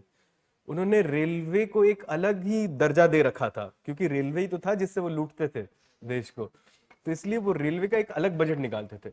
तो फिर तो ट्रांसपोर्ट मिनिस्ट्री बोलेगी हम भी बनाएंगे अपना बजट, जो शिपिंग मिनिस्ट्री है वो बोलेंगे हम भी बनाएंगे अपना बजट, सब अपना अपना बजट बनाएंगे. So it will not give us the opportunity to develop multi modal projects. Do you understand that? So merging helps in that way. Secondly, when you merge that, it gives more fiscal space to the finance ministry while it is preparing the union budget, because railway ka revenue bhi to aa gaya. Do you get that? So these are the advantages. Then shifting the date of budget to 1st February. पहले क्या होता था? पहले कब होता था? 1st of April को present होता था. You understand that? मतलब फाइनेंशियल ईयर शुरू हो गया तब बजट पेश हो रहा है. मतलब ये वैसा ही है जैसे जब प्यास लगी तब भी खोदना है कुआं. समझ में? ये अब पहले प्रेजेंट कर देते हैं बजट. पहले प्रेजेंट करने पे आपको पता है वोट ऑफ अकाउंट और वो सब सारी चीजें होती रहती है, तो you get 2 months time to get the budget passed and then you can start working from day 1 of financial year. Otherwise that would be a problem. By the way, the financial year in India is from 1st of April to 31st of March. आपने सुना भी होगा 31st आ रहा है, closing ऐसा लोग बोलते रहते हैं. Anyhow, now let us take a look at the overview of the state government finances. The combined gross fiscal deficit of states, इसका मतलब सारे states का combined जो fiscal deficit है was brought down to 2.8% in 22 from 4.1% in 21. Obviously understandable because the recovery that we have had since the lockdown days. The consolidated gross fiscal deficit to GDP ratio of the state, मतलब सारे states का GDP और सारे states का fiscal deficit, उसका अगर ratio निकालोगे, has been budgeted to 3.4% in financial. Do you understand that? Then states had unutilized borrowing limits during the last 3 years. Given the resource constraints of state governments, the center enhanced the net borrowing ceilings for states to 5% of their gross state domestic product in financial year 21 to 4%, then to 3.5%. ठीक है? The capital outlay of states grew by 31.7%. Capital outlay means capex, capital expenditure. This is attributable to strong revenue buoyancy and the support provided by center in terms of advance release of payments to the states, GST compensation payments and interest free loans. अब देखो centre कैसे help करती है states को. सबसे पहला finance commission ने बोली दिया 42% दे दो डेवल्यूशन, तो वो तो हो गया. उसके बाद जीएसटी जितना आता है उसमें भी आप जीएसटी कैसा है, if suppose it is 18% GST, then is it 10% or 12% for center and the rest is for states? No, it is 50-50. Do you understand? तो 50-50 वहां पे भी जाता है. Then 50 साल का लोन दे रहे हैं स्टेट्स को. बहुत सारे स्टेट गवर्नमेंट्स को मिल गया है. बिहार ने तो मेरे ख्याल से बहुत बड़ा लोन लिया है. 50 साल का. आप सोचो, इंटरेस्ट उस पर बहुत कम है. और ऊपर से the centre is also helping them by advance release of payments. जो कुछ पेमेंट देने होते हैं सेंटर को, वो भी पहले रिलीज कर दे रहे हैं. सो स्टेट्स, अभी जो स्टेट गवर्नमेंट्स हैं ऑल ओवर इंडिया, उनकी जो फाइनेंशियल पोजीशन है वो उन्हीं स्टेट्स के प्रीवियस गवर्नमेंट से बहुत अच्छी है, specially because of the finance commission award. Got it? और ऊपर से एक इंसेंटिव भी दे दिया है under cooperative federalism. You perform and you get more. और पहले क्या है कि यही माना जाता था कि सेंटर बुला कर लाएंगे इन्वेस्टर्स को, फिर सेंटर लगाएंगे प्रोजेक्ट जिधर लगाना हो प्रोजेक्ट. मतलब अब अगर स्टील प्लांट लगना है भिलाई में, या स्टील प्लांट लगना है राउरकेला में, बोकारो में, कहीं लगना है, तो सेंट्रल गवर्नमेंट तय करेगी. But now state governments, if you see, they have played they play a larger role. Have you heard about this investment fairs, investment summits, investment conferences that are being conducted, right? There was a huge investment conference now in Assam which was conducted there. और वो investment conference में जो investments promise किए गए, I mean, let's see whether that translate into reality or not, but जो investment promise किए गए हैं अगर वो लग गए, then you can understand Assam's overall gross domestic product उसमें 2 से 3% तो ऊपर आ जाएगा. वो इतना ज्यादा अच्छा वो इन्वेस्टमेंट समिट हुआ है. But let's see what happens. Now cooperative federalism drives a well targeted fiscal policy. Transfer from centre to states. Transfer of funds to the states comprises the share of states in union taxes devolved to the states, finance commission grant, centrally sponsored schemes and other transfers. The Finance Commission has recommended allocating of an amount of 1.292 lakh crore for 23 in respect of post-devolution revenue deficit grants. Grants to local bodies, health sector grants and disaster management grants under Article 275 of Constitution. मतलब finance commission ने जो भी grants दिए हैं, ठीक है. अच्छा, centre जो पैसा देते हैं उसको किसको? स्टेट्स को. स्टेट उन पैसा का क्या करते हैं मोस्टली? क्या लगता है आपको? They use it for their day-to-day expenses or they use it for capital expenditure? Capital expenditure. That's why there is something called effective revenue deficit. Are you aware that? Grants in aid जो दिया जाता था, क्यों? क्योंकि centre से जब पैसा मिलता है तो ऐसा सोचते हो मोटा पैसा मिलता है, ठीक है. उस पैसे को आप वेस्ट नहीं करना चाहते. You want to put it into productive assets. So yes, supporting the GST compensation payments during crisis. To meet shortfall in GST compensation to states, government borrowed additional 2.69 lakh crore during financial year 21 and 22 to pass on to the states. अब ये चीज देखो आप, कि centre तो ये बोल सकता है ना अपने हाथ खड़े करके कि भाई हम नहीं दे रहे, क्योंकि जीएसटी में जो फॉल हुआ था वो तो कोविड की वजह से हुआ था. बट सेंटर ने बोरो किया और स्टेट्स को दे दिया वो पैसा. It is a big decision. Now, the cess payments and tax devolution installments to states were front-loaded to give them early access to funds. Cess payment. Do you understand what's a cess? What's the difference between cess and surcharge?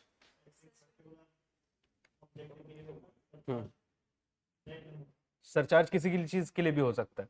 Both are tax on tax. Got it? Cess is for a specific purpose. Surcharge is more generalized.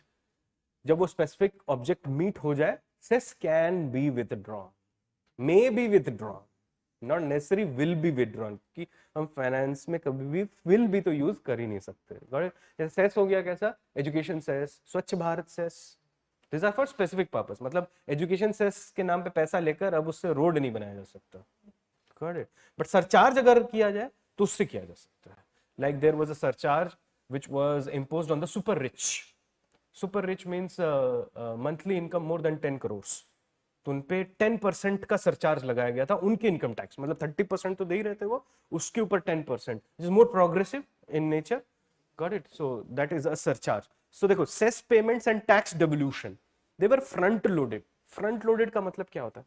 अच्छा, आपने देखा होगा जैसे कि centre और state मिलके कोई project बना रहे हैं, तो ऐसा होता है that the central government will pay 90% of it, 10% would be paid by the state government, or 60-40, 50-50, ऐसा कुछ कुछ होता है ना इनके बीच का अरेंजमेंट, या 100% सेंट्रल गवर्नमेंट. तो सेंट्रल गवर्नमेंट समझ लो 100 करोड़ देने हैं एक पर्टिकुलर स्टेट को. फ्रंट लोडिंग का मतलब होता है जो पहला इंस्टॉलमेंट है उसमें मोर देन 2/3 दे दो. जैसे कि 70 करोड़ दे दिया आउट ऑफ 100 करोड़, 70 करोड़ पहले ही दे दिया, फिर 20 करोड़ दिया, फिर 10 करोड़ दिया, समझ लो 3 पेमेंट की. ठीक है. और क्या होता है, बैक लोडिंग ऐसी होती है जैसे मतलब पहला ही आपने दिया 5 करोड़, लो 95 पेंडिंग, तो 5 करोड़ ले तो लेते थे स्टेट्स, ना वो खा सकते ना उससे कुछ कर सकते. You understand that. वो कुछ किसी काम का नहीं रहता था, तो वैसे ही पड़ा रहता था फंड में पैसा. फिर वो वेट करते थे तब तक कोई दूसरा गवर्नमेंट आ जाता था, चुनाव हो जाता था. यहाँ पर क्या हो रहा है, पहला ही पेमेंट जो है वो हैवी पेमेंट है कि अब काम शुरू कर दो, आ गया मोस्ट पैसा. अगर 10 साल का प्रोजेक्ट है तो 5 साल का पैसा दे देते हैं पहले कि कर लो इतना, and if you perform well you can take more. Now, enhanced limit of borrowings for states and incentives for reforms. Since the pandemic outbreak, the center has kept the net borrowing ceiling of state governments above the fiscal responsibility legislation threshold. मतलब जितना उसमें है कि समझ लो इतना बोरो करते थे X, centre ने उसको और बढ़ा दिया due to pandemic. It was fixed at 5% of their domestic product, gross domestic product, state in 21, then 4%. And then 3.5%. वो कम करना पड़ेगा धीरे धीरे क्योंकि लॉ को भी तो ऑनर करना है. Then a part of this additional borrowing was linked to reforms encouraging the states to undertake them. Resultantly, in fiscal year 21, 17 states implemented one nation, one ration card system and 20 completed ease of doing business reforms. Got it? One nation, one ration card, by the way, ये एक आधार का भी achievement है. In addition to the net borrowing ceilings, 15th Finance Commission has recommended performance-based additional borrowing space of 0.50 of gross domestic product to the states in the power sector. This has been recommended for each year from financial year 22 to 25. अब एक चीज देखो, power बहुत जरूरी है, मतलब electricity की बात हो रही है. Electricity is very crucial for economic growth. If you have good electricity generation capacity, then economic growth would be a natural concomitant. In other words, if you have good electricity supply in the state, then economic growth होगा ही होगा. जैसे आप कुछ भी करने जाओ, आप washing से रिलेटेड कोई इंडस्ट्री करो, आप मैन्युफैक्चरिंग से रिलेटेड कोई इंडस्ट्री करो, ट्रेड सर्विसेज से रिलेटेड कोई इंडस्ट्री करो, you need electricity. Automobile sector में चले जाओ या टेक्सटाइल सेक्टर में चले जाओ, if there is no electricity the factories would be all, they would be just at their standstill. So that's why electricity is very important. Or most of the states in India, they do not produce their electricity. क्योंकि electricity कैसे होता है? Mostly in India में thermal power. यही होता है ना? Thermal power means you need what? Coal. And do we have coal everywhere in India? No. So all the states, they do not produce their own electricity. That's why we need to diversify the electricity producing types. जैसे कि आप thermal power पे भी जाओ, renewable energy पे भी जाओ, gas, oil, ये सब कुछ यूज करो और then you start producing electricity. Correct. Then centre support towards states capital expenditure. Union government has provided 50 year, ये मैंने आपको बताया अभी, इंटरेस्ट फ्री लोन, बताओ, to state governments under the scheme for special assistance to states for capital investments for the last 3 years. इसमें एक ही condition है कि जो भी पैसा आप ले रहे हो वो कैपिटल एक्सपेंडिचर होना चाहिए उसका, right. And obviously the government will keep track of it, the central government. During the year financial year 23, the allocation under scheme has been raised from 1.05 lakh crore and includes an unconditional component and smaller components linked to specific reforms initiatives. Debt profile of government ये देख लेते हैं हम. Due to unprecedented fiscal expansion in 2020, government liabilities have emerged as a significant concern across the globe. IMF projects global government debt at 91% of GDP. In 2022, about 7.5% points above the pre-pandemic levels. India's public debt profile is relatively stable and it's characterized by low currency and interest rate risks. अच्छा एक चीज देखो, India का जो date है वो कैसा है, मोस्टली शॉर्ट टर्म है या लॉन्ग टर्म है? क्या लगता है आपको, कौन सा डेट अच्छा होना चाहिए? अच्छा बताओ, ये बताओ, लॉन्ग टर्म डेट अच्छा है या शॉर्ट टर्म डेट अच्छा? लॉन्ग टर्म अच्छा, because it gives you more window, right? And what kind of debt is better, debt in rupee और debt in dollars? Debt in rupees, do you understand that? अब देखो, अच्छी अच्छी news हम लोगों के लिए, हमारा सारा डेट जो मैक्सिमम डेट है वो लॉन्ग टर्म है और रुपीज में। Do you get it?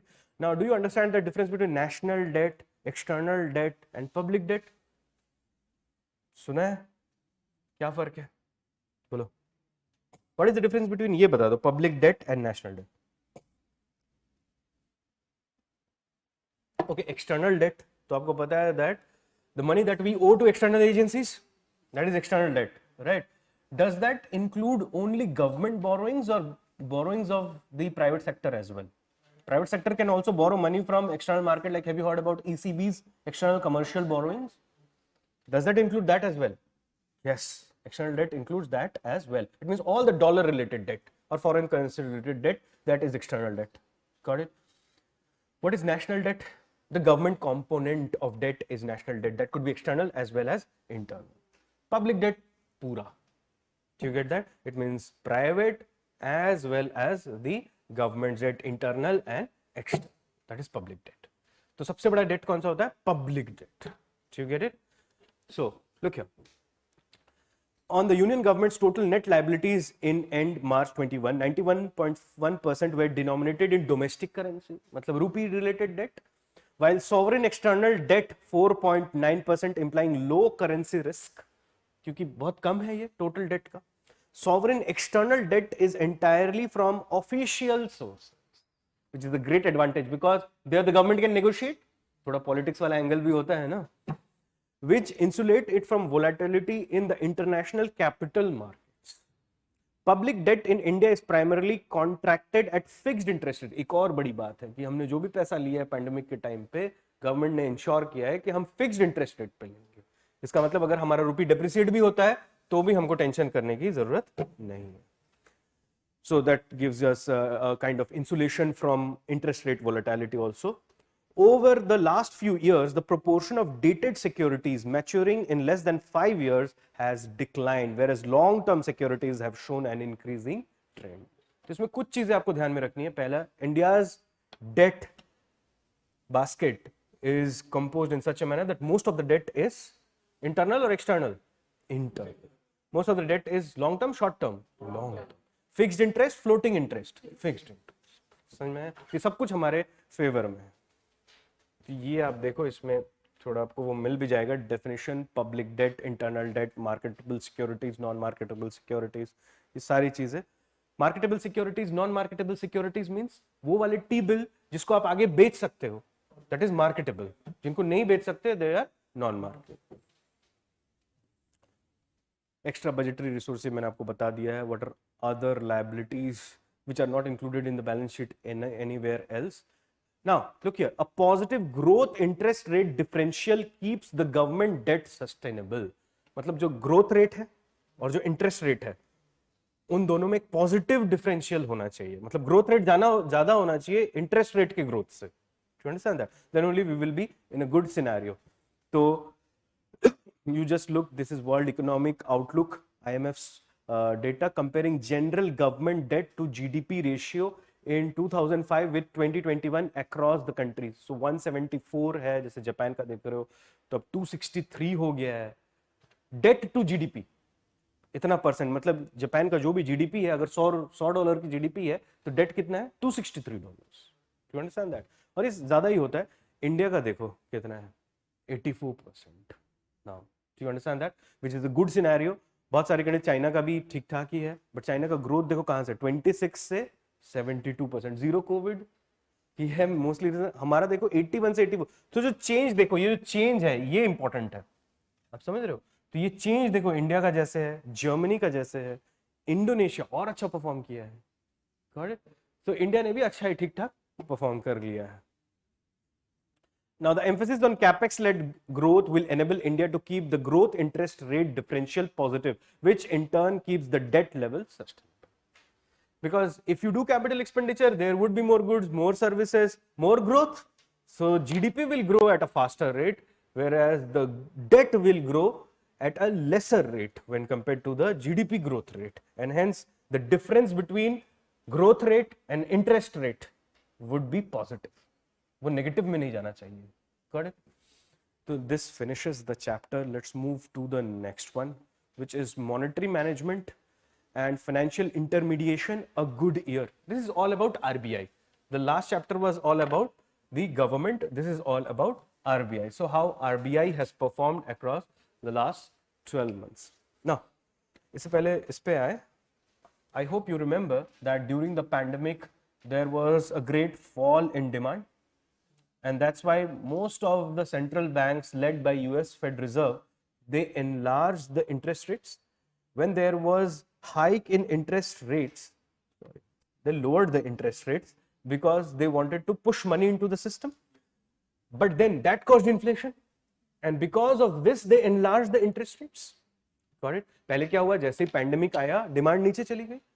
जैसे डिमांड नीचे गई तो इंटरेस्ट रेट इन्होंने भी कम कर दिए, जिससे कि पैसा आ गया सिस्टम में. But जैसे ही पैसा आया, and with that you must also understand the fiscal stimulus packages which the different governments were pushing in. As a consequence of that, low interest and more expenditure by the government. It means easy loan and more expenditure by the government. It means more money into the system.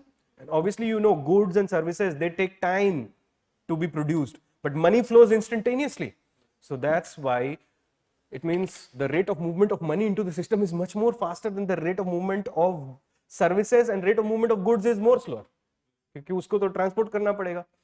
तो आप एक चीज देखो, that there was large scale inflation in all the economies, hence all the central banks, they adopted the path of monetary tightening or quantitative tightening, or they enhanced the interest rates. और जैसे interest rate बढ़ाया, सबसे पहले किसने बढ़ाया? US Fed reserve ने. आपको बताया मैंने, सबसे ज्यादा टैंट्रम उसी का है. तो एक बार जब फेडरल रिजर्व ने जैसे इंटरेस्ट रेट बढ़ाया, तो सारे बैंक्स, जो यूरोप वाले सारे, ये तो ऐसे देखते रहते हैं अमेरिका को क्या कर रहा है. जैसे वो इंटरेस्ट रेट बढ़ाते हैं, ये भी बढ़ा देते हैं अपने. European central bank, bank of England, सब ने बढ़ाया, ठीक है, इंटरेस्ट रेट. और जैसे इंटरेस्ट रेट इन्होंने बढ़ाया, तो ऑब्वियसली एक माइंडसेट है अभी भी, अनफॉर्चुनेटली ये माइंडसेट है. हम दिखा रहे हैं कि देखो हमारा इन्फ्लेशन अंडर कंट्रोल है, ग्रोथ सही है, हमारा सब कुछ सही है, गवर्नमेंट कैपेक्स कर रहा है, सब कुछ कर रहा है. लेकिन वेस्ट में एक माइंडसेट है अभी भी ना, उनको इंडिया में उतना कॉन्फिडेंस नहीं है. जब भी इंटरेस्ट रेट ऊपर जाता है उनके मार्केट में, उनको लगता है इंडिया में भी जाने वाला है. And keeping money anyhow becomes more attractive when the interest rates are high. Do you understand that? Because money is gaining value. So that's why they pull all the money out of emerging markets, India ho, Russia ho, South Africa ho, Brazil ho, China ho, यहाँ सारा पैसा ले जाते हैं और जाके कहाँ रख देते हैं? US Fed Reserve backed T-bills or treasury bills of government of United States of America. तो जैसे ही रख दिया यूएसए के टी बिल्स में, तब उनको जाके शांति मिलती है, क्योंकि उनको लगता है कि पूरी दुनिया डिफॉल्ट करेगी, यूएस गवर्नमेंट नहीं डिफॉल्ट करेगी कभी. लेकिन जैसे ये पैसा बाहर जाता है, डॉलर बाहर जाता है इंडिया से, so what happens to rupee to dollar ratio, it becomes adverse, and that's why the rupee depreciates. And the depreciating rupee means what? It means higher import bill. Higher import bill means an enlarged CAD.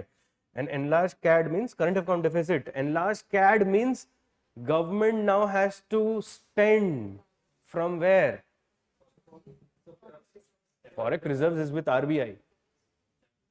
Yes, government has to spend capital expenditure to improve the exports, to earn dollars. But that will take time, isn't it? Immediate relief क्या होता है? Forex reserves को आप वहां से पैसा लो, पहले तो बीओपी को बैलेंस करो और फिर रुपी को भी कंट्रोल करो.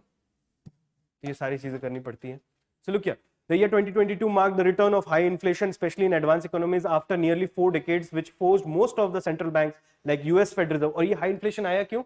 Because pandemic induced low interest rates and high fiscal stimulus packages that were given in those economies. Nearly 4 decades, which forced most of the central banks like US Fed Reserve, European Central Bank, Bank of England to adopt a tight monetary policy. The RBI also adopted a hard monetary stance in April 2022 and had since implemented a policy repo rate hike of 225 basis points. The change in RBI's policy stance in financial year 23 led to moderation of surplus liquidity conditions that prevailed during the pandemic years. कि जैसे government RBI ने interest rate ऊपर किया, banks ने भी अपना अपना interest rate ऊपर कर दिया. Okay, there are two things, two rates. Are you aware about this? Bank rate and repo rate. Now RBI, it plays around the repo rate very frequently, but not around the bank rate. Why? By the way, what is the difference between bank rate and repo rate? Define bank rate. Okay.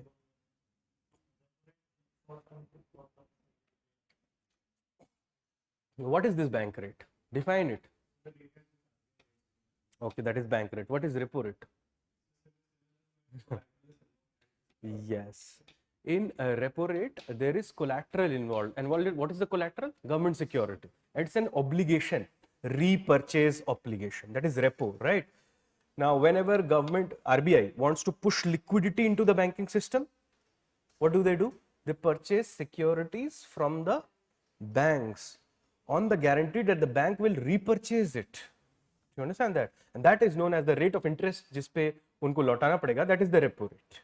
Do you understand that? Reverse repo is just the opposite of it, when the RBI seeks to absorb liquidity from the market. In repo, RBI gets securities, gives money. In reverse repo, RBI takes money, gives securities on the guarantee that the banks will resell it at some future date. So collateral is involved. Bank rate is simply like you take loans from banks, banks take loan from RBI without collateral also at times. Bank rate is very sacrosanct. In fact, bank rate is looked at a threshold interest rate. जब bank rate ऊपर नीचे होता है तो economy में जितने भी lenders हैं सब अपना रेट ऊपर नीचे कर लेते हैं. समझ में है? लेकिन रेपो रेट सबको पता है शॉर्ट टर्म के लिए है, तो ये ऊपर नीचे होते रहेगा, आप क्यों अपना इंटरेस्ट रेट छेड़ रहे हो. लेकिन अगर बैंक रेट अगर 4% से समझ लो 3% हो जाए तो जो विलेज मनी लेंडर है वो भी अपना रेट कम कर लेगा. अगर बैंक रेट ऊपर होगा तो विलेज मनी लेंडर भी अपना रेट ऊपर कर लेगा. So bank rate is very sacrosanct, sacred. It is not tinkered with very frequent. But repo rate क्योंकि उसमें कोलैटरल इन्वॉल्व है, तो obviously you know that there is a special kind of arrangement between banks and the central bank. Anyhow, so look here. Monetary developments. In its April 2022 meeting, the Monetary Policy Committee introduced the standing deposit facility, which allowed the deposit of excess funds by banks with the RBI without the necessity of collateral in the form of government securities. अच्छा, आपको ये पता है marginal standing facility? Marginal standing facility, what is it? MSF. Okay, have you heard about these terms? Marginal standing facility.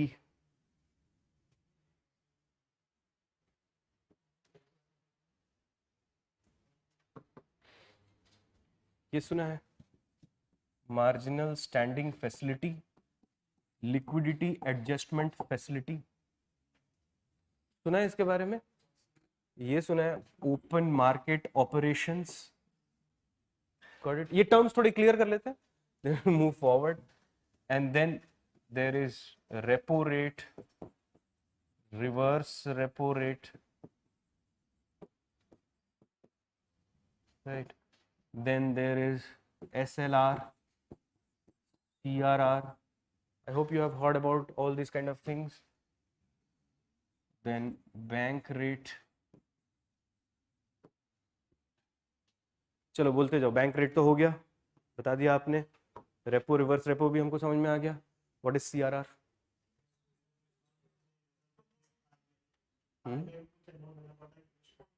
किसको देना पड़ता है?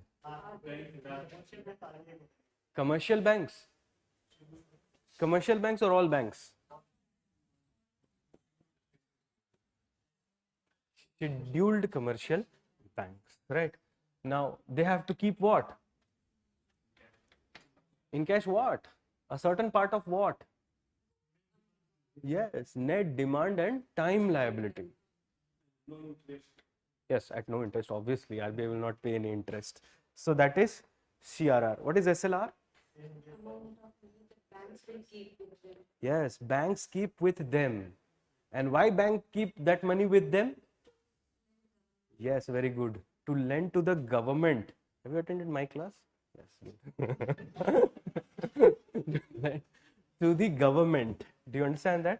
मतलब सिक्योरिटीज के लिए जब आप टी बिल्स में डालना चाहते हो या डेटेड सिक्योरिटीज में डालना चाहते हो, बैंक को बोलोगे ना तो अचानक से पैसे कहां से लाएंगे वो, क्योंकि उनके तो बाकी दूसरे ऑब्लिगेशंस होंगे ना, तो ये एसएलआर रिक्वायरमेंट इसलिए बनाई जाती है. गुड. तो bank rate, you understand what is open market. Okay, let me tell me this first. MSF.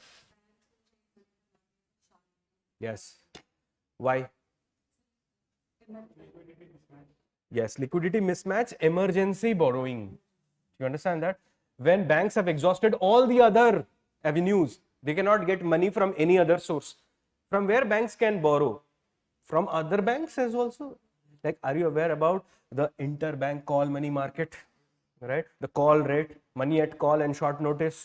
सुना है ना ये सब कुछ? तो जो अगर समझ लो दूसरे बैंक्स के पास भी पैसा नहीं है, समझ लो एसबीआई के पास पैसा खत्म हो गया, चाहिए कोई बड़ा कस्टमर आ गया जिसको बहुत ज्यादा लोन चाहिए, एसबीआई गया समझ लो पीएनबी के पास, पीएनबी के पास भी नहीं है, बैंक ऑफ बड़ौदा के पास, उनके पास भी नहीं है, तो थक हार के किसके पास जाना पड़ेगा? आरबीआई. तो आरबीआई के पास जब जाएंगे तो आरबीआई बोलेंगे कि आप ये क्यों ले रहे हो हमसे लोन? तो वो बोलेंगे हमारी कोई इमरजेंसी आ गई है. तो RBI gives that loan, but what do you think, will it give it at the repo rate, above the repo rate or lower than the repo rate? Above the repo rate, क्योंकि it's a kind of punishment. ठीक है, क्योंकि आपने बाकी पैसा इधर उधर कर दिया अपना, तो अब ये लो. तो एमएसएफ जो होता है marginal standing facility, because you are standing at the margin, खत्म हो गए आपके फंड्स, आपको और एक्स्ट्रा चाहिए ना, तभी तो आप आगे बढ़ोगे, तो वो एक्स्ट्रा जो मिलेगा वो आरबीआई की तरफ से. What is LAF, liquidity adjustment facility?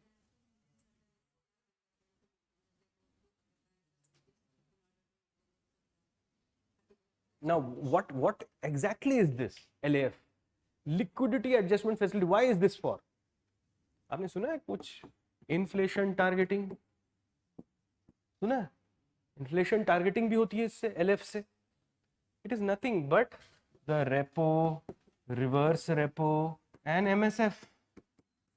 ये पूरा लिक्विडिटी एडजस्टमेंट फैसिलिटी था. समझ में आ गया? तो ये फ्लोर रेट था, ये सीलिंग रेट था, रेपो बीच में था. एक भी हिलाओ तो सब हिल जाए.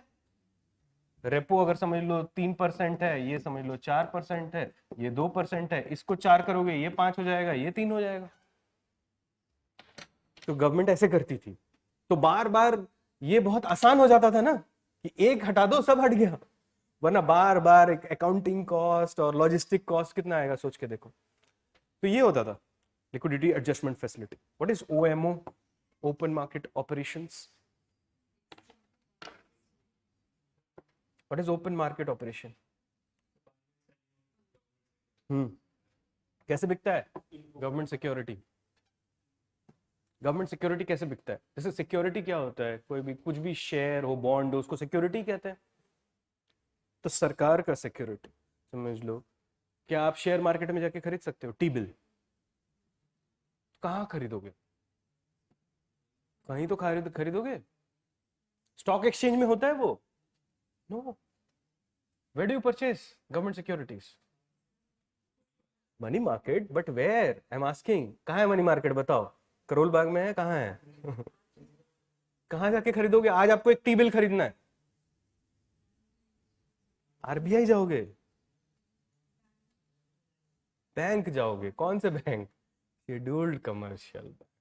Because RBI is banker to the government.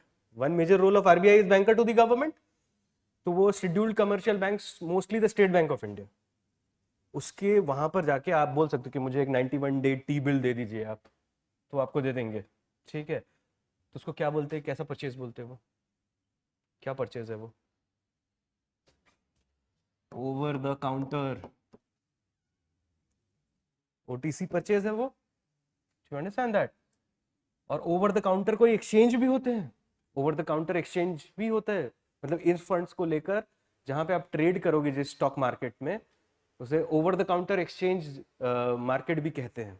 Like you must be aware about the New York stock exchange. That's not an OTC. क्यों? क्योंकि वहां पे एनएससी, बीएससी की तरह देयर आर ब्रोकर्स. ये ओटीसी नहीं है। ओटीसी क्या है, आपने इसका नाम सुना है? नैस्डैक, ये ओटीसी है। जब बेल बजती है जहां पे नैस्डैक की। But any how, OMOs is selling of government securities in the open market. But who does it? RBI on behalf of the government, because RBI is bankers to the government and ensures government's borrowing program is a successful program. Do you understand that? Or it ensures the success of government borrowing. How does it success? Through OMO and through SLR. ठीक है, तो ये सारी चीजें समझ में आ गई। अब देखो क्या हुआ है, that a new thing has been, sorry,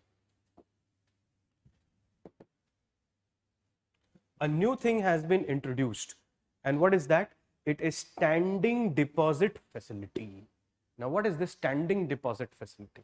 Standing deposit facility is that government ने ये, मतलब आरबीआई ने ये ऑप्शन दे दिया है गवर्नमेंट बैंक्स को या दूसरे बैंक्स को भी कि अगर आपके पास पैसा बच जाता है, पहले तो सिनेरियो ये था कि आपके पास लोन देने के पैसे नहीं है तो आप मार्जिनल स्टैंडिंग फैसिलिटी में जा रहे हो, आपके पास पैसा बच गया है तो आप उसको डिपॉजिट करा सकते हो आरबीआई के पास। Do you understand that? Without any kind of collateral.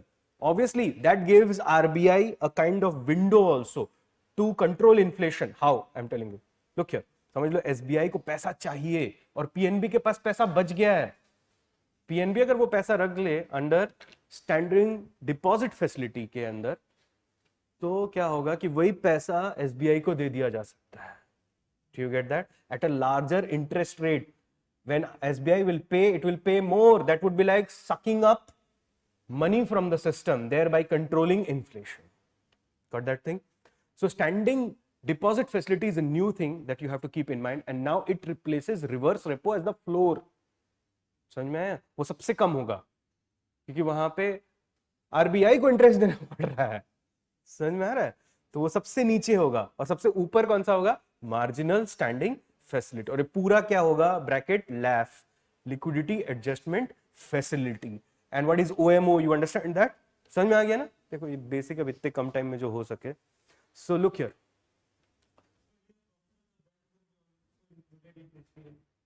In? Yes, they can.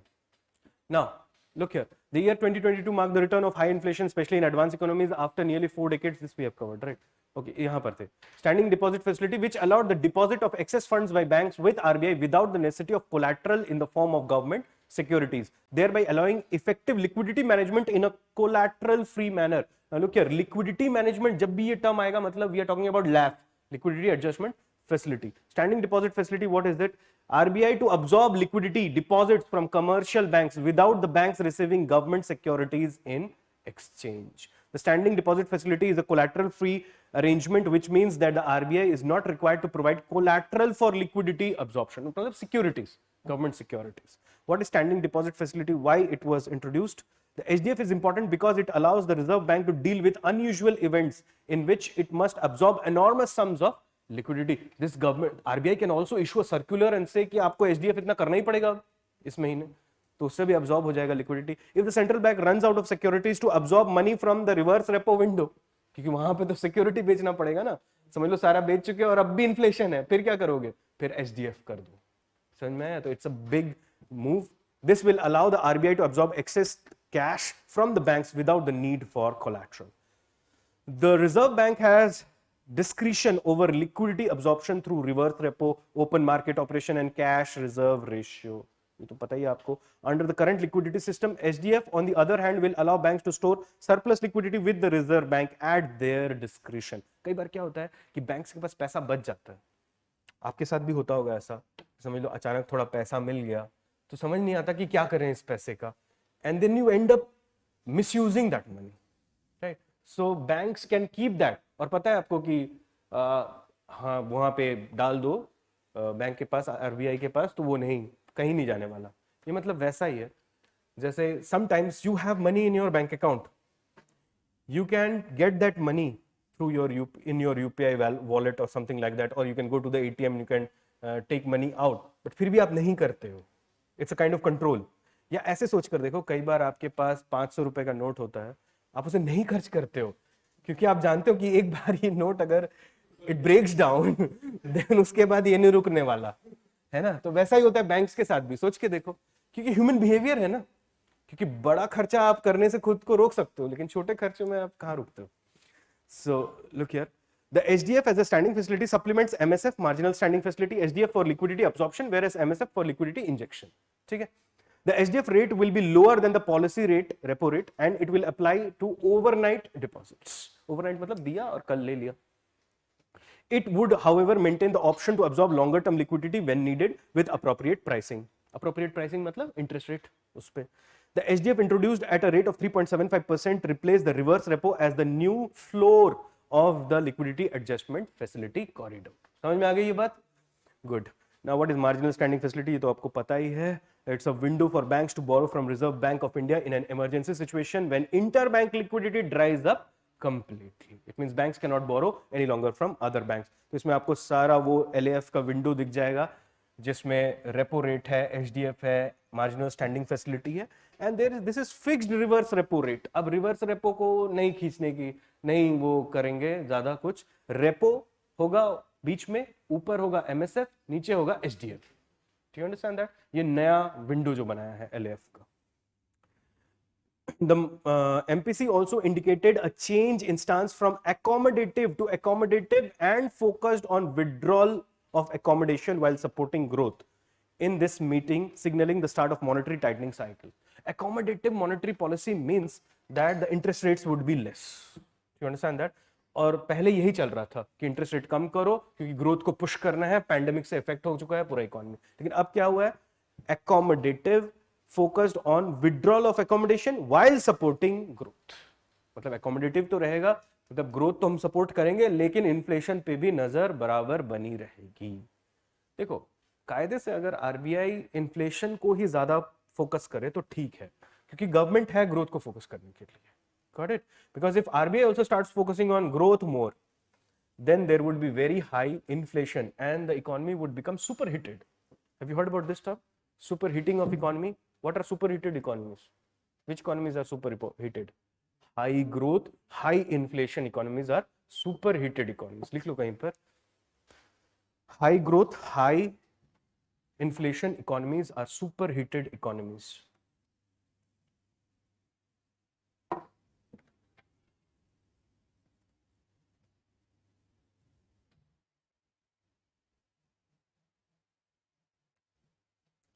Now look here. The accommodative monetary policy is an expansionary tool. Expansionary tool means more credit disbursements into the system due to that. It is a policy that tries to accommodate adverse market conditions. Central banks use it as a response to economic slowdowns to improve market conditions. Because interest rates are brought down in this. The accommodative monetary policy is when a central bank attempts to expand the general money supply to stimulate the economy when growth is slowed based on GDP. It is also sometimes referred to as loose credit or easy monetary policy, right? Or you can also say quantitative easing. Remember that term? Money supply, if we take a look at that, the total stock of money in circulation among the public at a particular point of time is called money supply. And there are certain monetary aggregates to understand money supply. Have you heard about M0, M1, M2, M3, broad money, narrow money? सुना है कभी कुछ? तो वही सब कुछ यहाँ पर लिखा हुआ है. And you see that पहले तो होता था M1, M2, M3, M4. अब उसको चेंज करके M0, M1, M2, M3 कर दिया गया है. Now 1977 to 98 it was M1, M2, M3 and M4. But उसके बाद अगर आप देखोगे it is nomenclature is M0, M1, M2 and M3. M0 होता क्या? अब ये ध्यान में रखना, because there could be questions around it. M0 is currency in circulation plus bankers deposit with RBI. Currency in circulation means what? All the cash. You understand that? That is moving around. Bankers deposit. Okay, the money that you have in your Paytm wallet or any kind of UPI wallet, is that part of currency in circulation? Yes, that's part of currency. Bankers deposit with RBI matlab CRR. You understand that? That is bankers deposit with RBI plus other deposits with RBI. It means what? SLR is with banks. Other deposits with RBI का मतलब क्या हुआ? हाँ? Now ये समझ में आ गया currency in circulation, ये CRR हो गया. अदर डिपॉजिट्स विद RBI का मतलब क्या?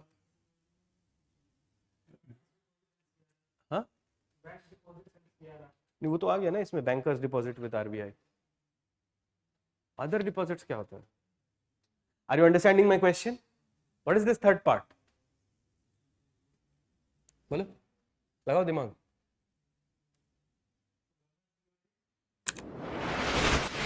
गवर्नमेंट सिक्योरिटीज, यहां पे तो डिपॉजिट की बात हो रही है।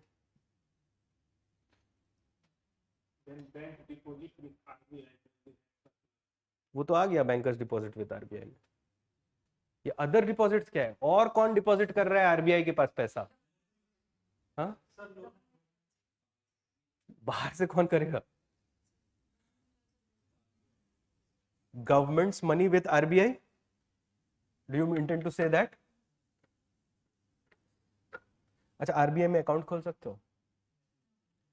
अगर आप जाओ आरबीआई में और बोलो कि मेरा एक सेविंग बैंक अकाउंट खोल दो आरबीआई में, आरबीआई का एटीएम कार्ड लेकर घूम रहे हो। हाँ, गवर्नमेंट का बैंक होता है। प्लस आरबीआई में कोई अकाउंट खोल सकता है? कोई इंडिविजुअल खोल सकता है? खोल सकता है। कौन खोल सकता है? सोचो, दिमाग लो। प्रेसिडेंट का तो अपना अकाउंट होता है। नहीं, आरबीआई में कौन खोल सकता है? RBI governor and previous governors. कैसा लगेगा आरबीआई के गवर्नर पीएनबी की लाइन में खड़े हैं अपना पैसा निकालने के लिए? समझ में आ रहा है? तो that is considered as other deposits, bank का पैसा या कुछ इंडिविजुअल अकाउंट्स जो है। समझ में आया? They are all part of M0। M1 currency with the public, it means currency in circulation, plus demand deposits with the banking system, इसका मतलब saving bank account, plus other deposits with RBI. अभी other समझ में आ रहा है क्यों ऐसे लिखा हुआ है? Then M2 is M1, everything in M1, plus time liabilities portion of savings deposits with the banking system. इसका क्या मतलब है? इसका क्या मतलब है? Time deposits are fixed deposits, demand deposits are saving deposits. What is time liability portion of saving deposit? इसका क्या मतलब है?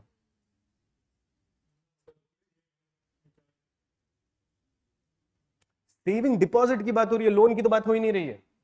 सेविंग डिपॉजिट का टाइम रिलेटेड सेक्शन क्या हो सकता है? सेविंग तो डिमांड हुआ ना, तो उसमें टाइम क्या है फिर? अच्छा, कभी ऐसा वाला सुना है, मिनिमम बैलेंस अकाउंट, कि इतना 30 दिन तक होना चाहिए? वो टाइम वाला सेक्शन है डिमांड डिपॉजिट का। You understand that? बट अब क्या आ गया है? जीरो बैलेंस अकाउंट्स, जिसको क्या कहते हैं? No frills account. Jan Dhan accounts are no frills account, लिखो कहीं पे, Jan Dhan accounts are no frills account.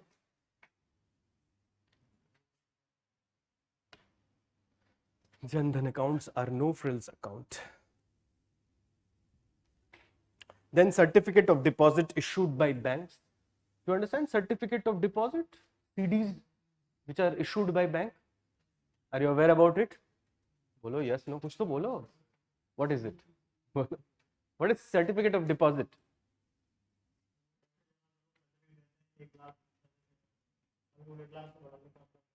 हाँ, नहीं होता क्या है ये बताओ मेरे को। कौन इशू कर सकता है इसको? कोई भी बैंक या scheduled commercial banks? Scheduled commercial banks can issue it, and वो पैसा लेते हैं उससे और बाद में आपको दे देंगे वो पैसा। ठीक है, it's a kind of instrument through which banks bore, you get it, by issuing certificate of deposits. And when corporates do it, it is known as commercial paper. Got it? Certificate of deposit by banks, plus term deposits of residents with maturity of up to and including 1 year with the banking system. मतलब short term वाला। M3, which is M2 plus term deposits of residents with a maturity of over 1 year with the banking system, plus call term borrowings from non-depository financial corporations by the banking system. Non-depository financial corporations, what do you mean by that? It means ये आपको loan तो देते हैं लेकिन ये deposit नहीं लेते आपसे। ठीक है, इनके पास कोई फंड हो सकता है, जैसे नॉन बैंकिंग फाइनेंशियल कंपनीज कुछ होती है, NBFCs, राइट, जो आपको लोन तो दे सकती है क्योंकि उनको सरकार से कैपिटलाइजेशन मिलता है, या उनका कोई बफर फंड है, या कोई लॉ बना हुआ है जिसके अंडर उनका कोई फंड है जिससे वो डिसबर्स कर सकते हैं. Specially they do PSL, priority sector lending. Do you understand that? But they can not take deposits, so they are non depository financial corporations. Correct? तो उनके पास भी जो पैसा है, that is also becomes a part of M3. Now M3 captures the complete balance sheet of the banking sector. They are not banking institutions, these non-depository financial institutions, but nevertheless they perform some banking functions like giving loans. You understand that? तो ये पूरा पैसा कितना है banking system के पास, ये पूरा पता लग जाता है इस M3 एग्रीगेट से. तो ये 4 मॉनेटरी एग्रीगेट्स जो हैं, they are good indicator of money supply और liquidity position in the economy.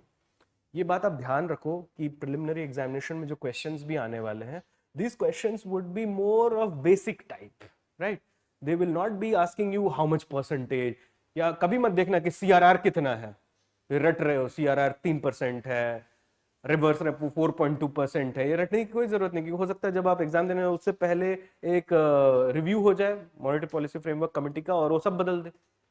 So never keep track of that, but rather you should know what CRR is, what SLR is. Now you have to keep track of SDF, and there is a good possibility there could be a question this year on SDF, right? Standing Deposit Facility. Now, both reserve money M0 and broad money M3 increased by 10.3% and 8.7% year on year. इसका मतलब money supply क्या हो रहा है? Improve हो रहा है system में. Whereas the money multiplier has remained stable at an average of 5.1%. The gradual withdrawal of surplus liquidity pushed the weighted average call rate, the operating target of monetary policy, closer to policy repo rate. अब देखो इसका मतलब क्या है. Call rate और the interbank call money market का जो interest rate है, उसी को call rate बोलते हैं overnight borrowings के लिए. That's an indicator of the liquidity position in the economy. The call rate goes up when there is fall in liquidity. The call rate comes down when there is increase in liquidity into the system. और जो repo rate है उसको call rate को देख के ही set किया जाता है. कहीं पे लिख लो अगर चाहो तो, repo rate is fixed by looking at the movement of call rate.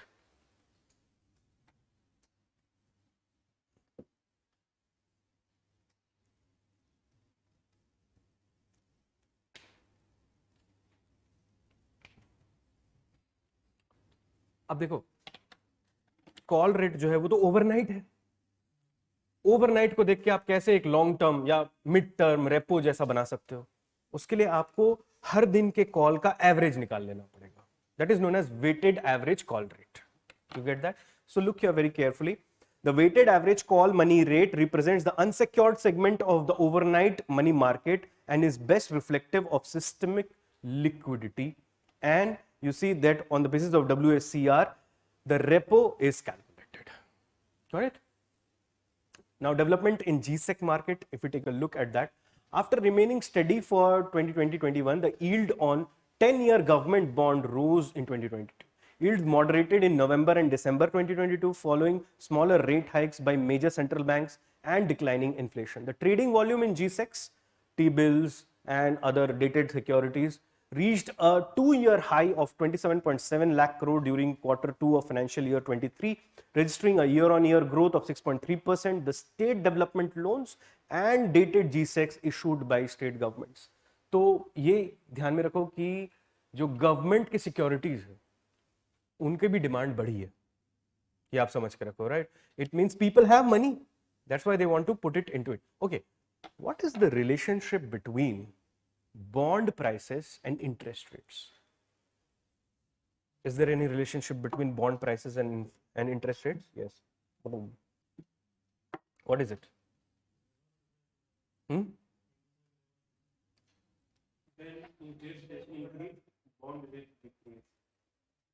Bond yield. What happens to bond yield and interest rates?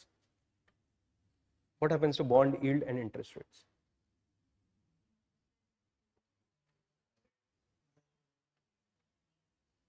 Interest rates increase and bond yields also increase, and interest rate decrease, then are you sure? ऐसा ही होता है? अच्छा चलो देख लेते हैं.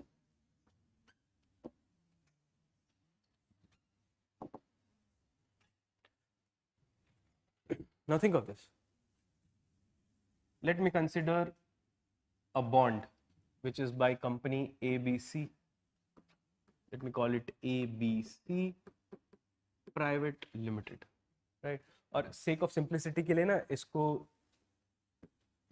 Zero coupon bond कर लेते हैं, मतलब जीरो इंटरेस्ट बॉन्ड कर लेते हैं.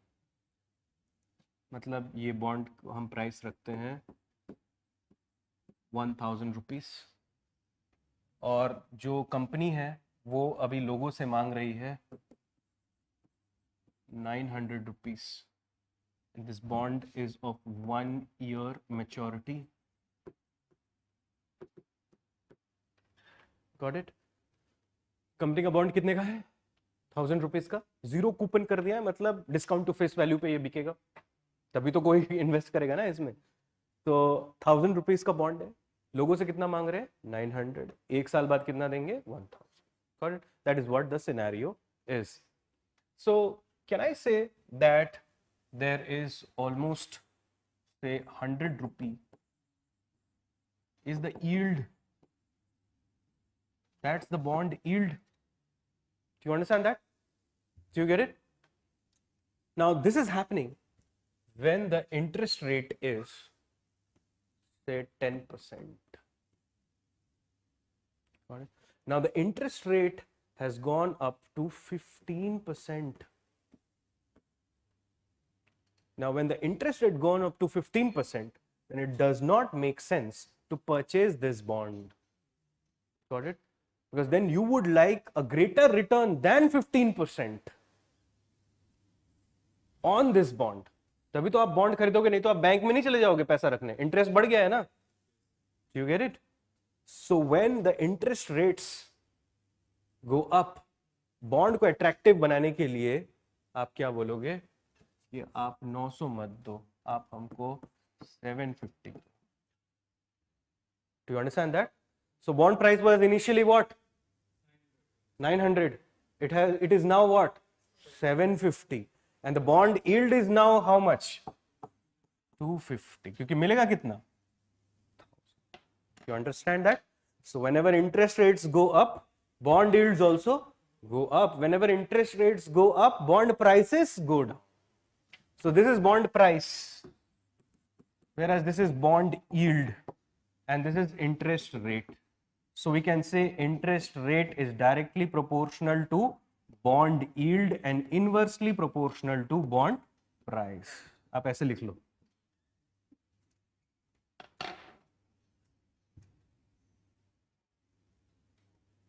समझ में आया? Okay.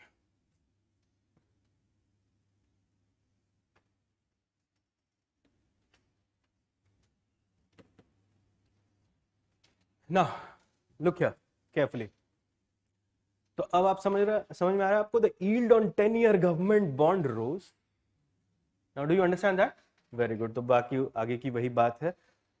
ये चीज ये एक्सप्लेन किया है यहाँ पर कि कैसे ये बॉन्ड यील्ड, इंटरेस्ट रेट और प्राइस डिफर हो रहा है. Now banking sector, let's take a look at that, how it has perform. Steady increase in the asset quality of SCBs over the year across all major sectors. Asset quality मतलब जो non performing asset थे वो अब धीरे धीरे ठीक हो रहे हैं. The gross non-performing asset ratio decreased from 8.2% in 2020 to 5% in 2022, which is a 7-year low, and the trend is likely to continue and is projected to drop further. So that's very good news for India. Capital adequacy ratio, remember capital to risk weighted asset ratio, tier 1 tier 2 capital दोनों add करके होता है ये, has been rising sequentially in the post asset quality review period and remain well above the minimum capital requirement of SCBs. मतलब capital adequacy ratio भी ठीक है, non performing asset भी नीचे नहीं आ रहे हैं धीरे धीरे. Credit growth is improving. Retail credit growth is a good indicator of sentiments in the economy, like more car loan, more home loan. दो तरीके का credit हो सकता है. एक तो credit to financial institutions. Then there is retail credit. It means the customers are taking the money directly, right? It means non-financial debt. Remember that? It means bank जब loan देते हैं किसको?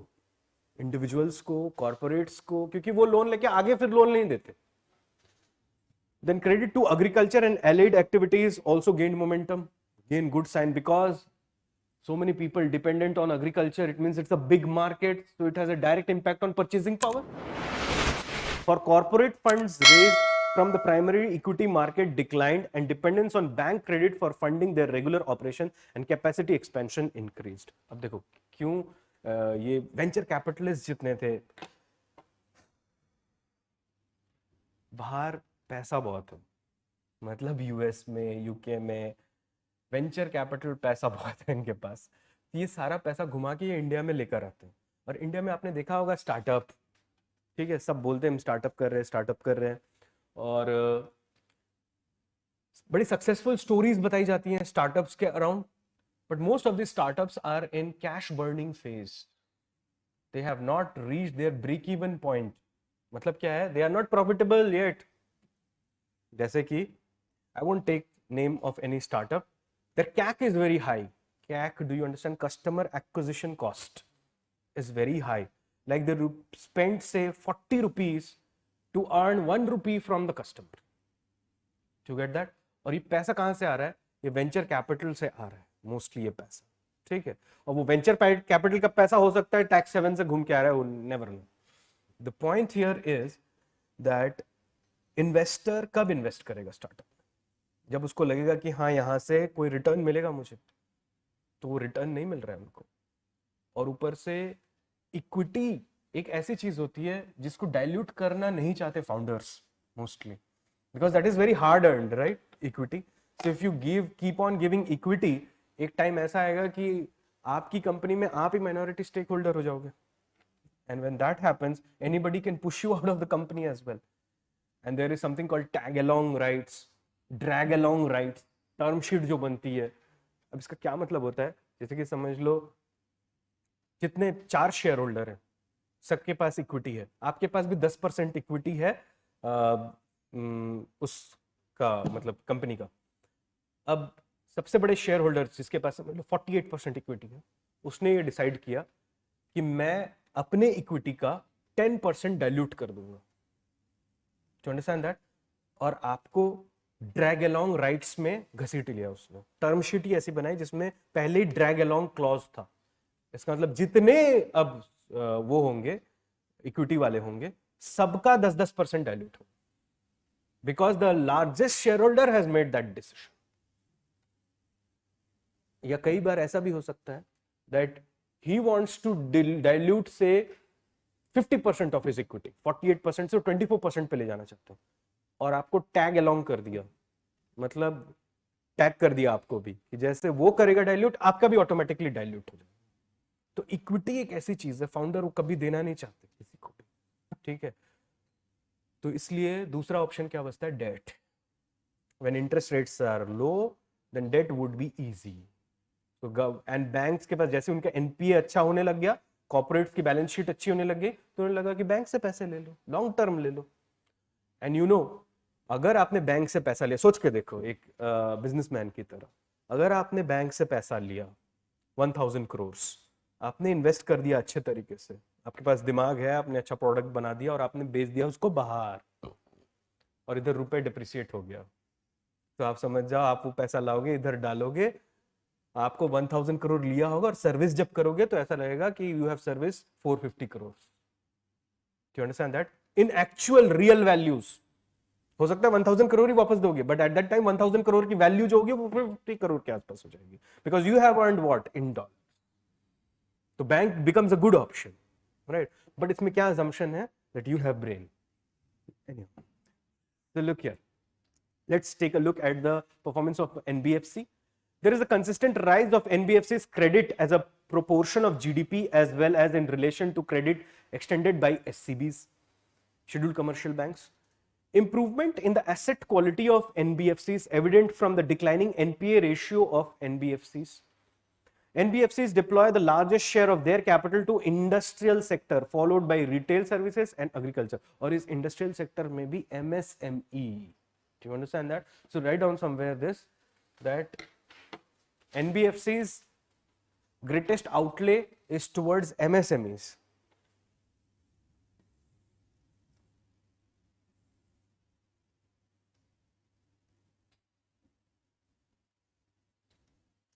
Now look at this chart.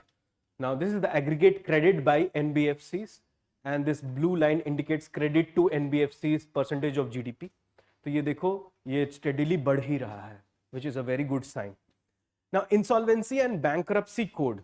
I told you about the Chakravyuh problem in the economy. Insolvency and bankruptcy, you understand the difference between that as well. Insolvency means you cannot pay back your debt on time. Bankruptcy means it's a legal procedure. Now you have said that the company is going to liquidate, right? And you are on the process of distributing equities. So you see that since inception in 2016, around 6,000 corporate insolvency resolution processes, SERPs, had commenced, of which 67% of cases have been closed or resolved. तो सोचो कितना जो फंसा हुआ resource था एकदम से release हो गया मार्केट में. So that is good for the economy. 69% of distressed assets were rescued and helped via insolvency bankruptcy processes to achieve a realization value of 178% of liquidation value. और IBC जो code है हमारा by scheduled commercial banks as compared to other channels, and लोक अदालत सरफेजी हो जाए और भी कोई दूसरा चैनल हो जाए, that all is high. Now the point is, when we talk about insolvency, when we talk about bankruptcy, these things should not be seen with hate. Do you understand that? Or with disgust in the economy. See, honest failures should always be encouraged.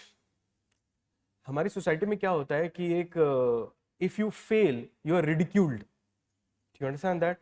And failure is considered as dead end, or failure is considered as lack of ability. Well, failure could be due to say several reasons. Rather, failure should be seen as a learning process so that people do not fear about failure. But यहाँ पे सबसे ज़्यादा क्या है? Fear of failure. और fear of failure business में इतना ज़्यादा है कि people they do not take risks, and unless you take risk, you not be able to resolve anything. Now ये पूरे cases का एक लेखा जोखा है कि क्या हुआ है. Capital market, if we take a look at that. Now capital market has two sections, right? Primary market and secondary market. Primary market has few things. IPO आपको समझ में आता है, FPO समझ में आता है, follow on public offer. Do you understand that? And PP, private placement. Do you understand that as well? अरे हाँ ना कुछ तो बोलो, नहीं आता? Okay.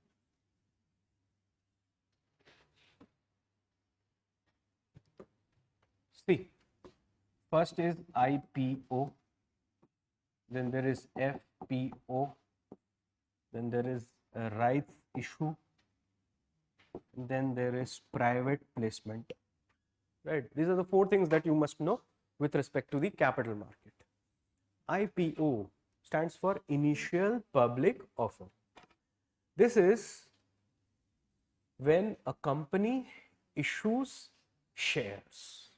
Do you understand that? That is initial public offering. Initial public offering is, it is the issuance of shares by a company for the first time.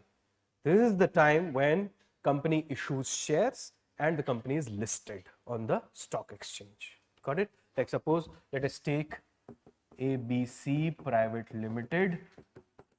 So ABC Private Limited issues say 1000 shares. The price of each share is say ₹10. Then what would happen कि ये जैसे ही IPO करेंगे, IPO मतलब वो public को बेचेंगे, तो it would become how much? 10,000.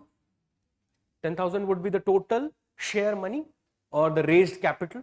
Do you understand that? This will go to whom? It will go to ABC Private Limited. Got it?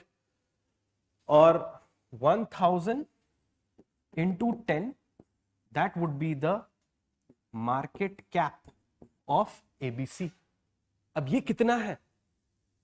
उसके बेसिस पे ABC को क्लासिफाई किया जाएगा as large cap, mid cap और small cap company. Do you understand that?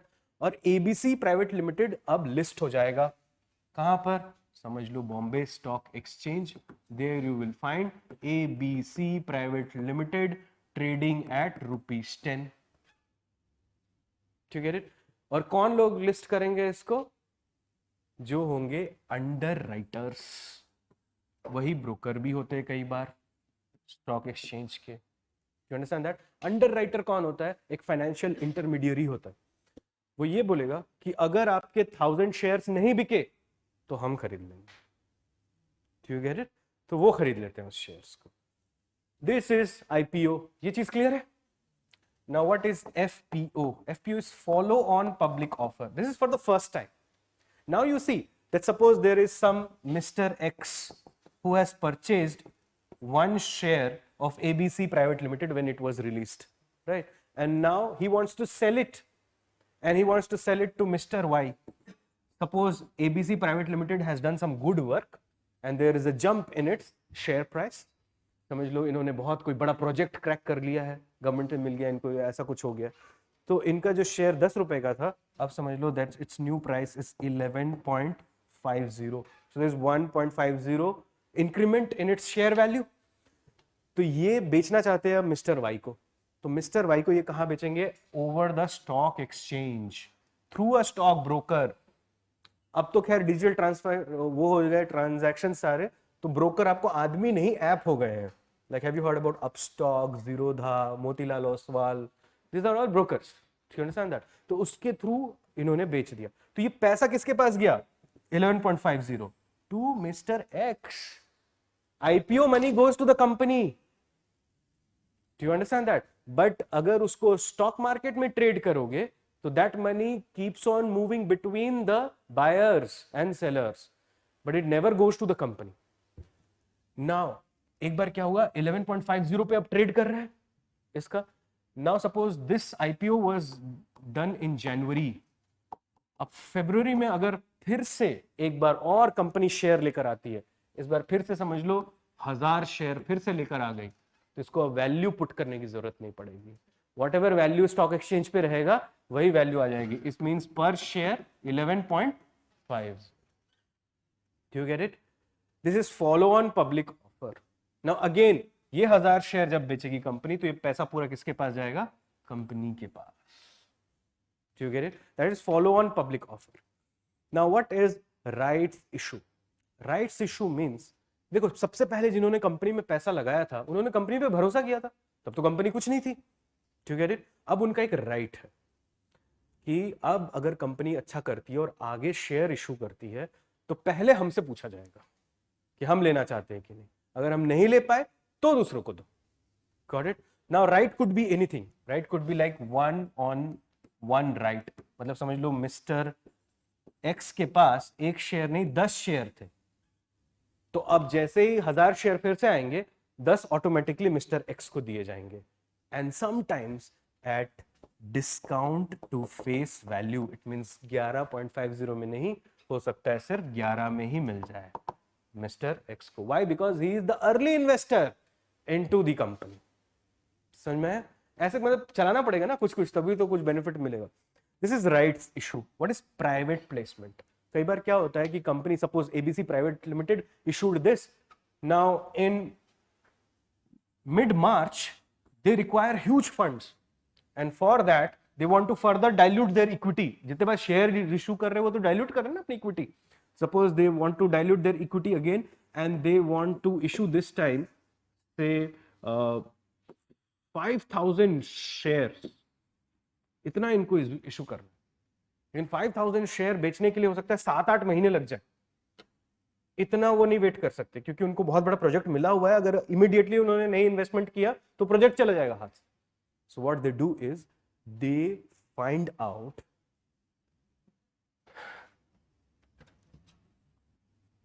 QIBs, qualified institutional buyers. Qualified institutional buyers are those companies which have huge muscles or those organizations which have huge muscle, financial muscle to purchase equities or many equities in one go. Got it? कोई भी हो सकती है बड़ी financial, जैसे कि समझ लो कोई mutual fund, ICICI Lombard, have you heard about that? ऐसा कोई म्यूचुअल फंड है, उसने ले लिया पूरा पैसा, मतलब एक बार में सारे शेयर्स ले सकते, that is known as private placement. मतलब इकट्ठे आपने मार्केट में गई नहीं, आपने सीधा QIBs को कांटेक्ट किया और 5000 शेयर उनको बेच दिया। बट उसमें क्लॉज ये होना चाहिए कि आप राइट्स इश्यूज जो है वो कर चुके हैं, क्योंकि हो सकता है आपने पहले जब जिन्होंने आपको दिया था उनको कुछ तो देना पड़ेगा, प्रिविलेज। Got it? कई बार कंपनीज क्या होती है, अगर दिमाग हो कंपनी शुरू में ही कर देती है कि राइट इशू एक बार ही होगा, बार बार नहीं। ठीक है, अब तो वो आपके ऊपर है कि आप कितने स्मार्ट हो। So these are the terms. Are you aware about that now? Good, let's come back.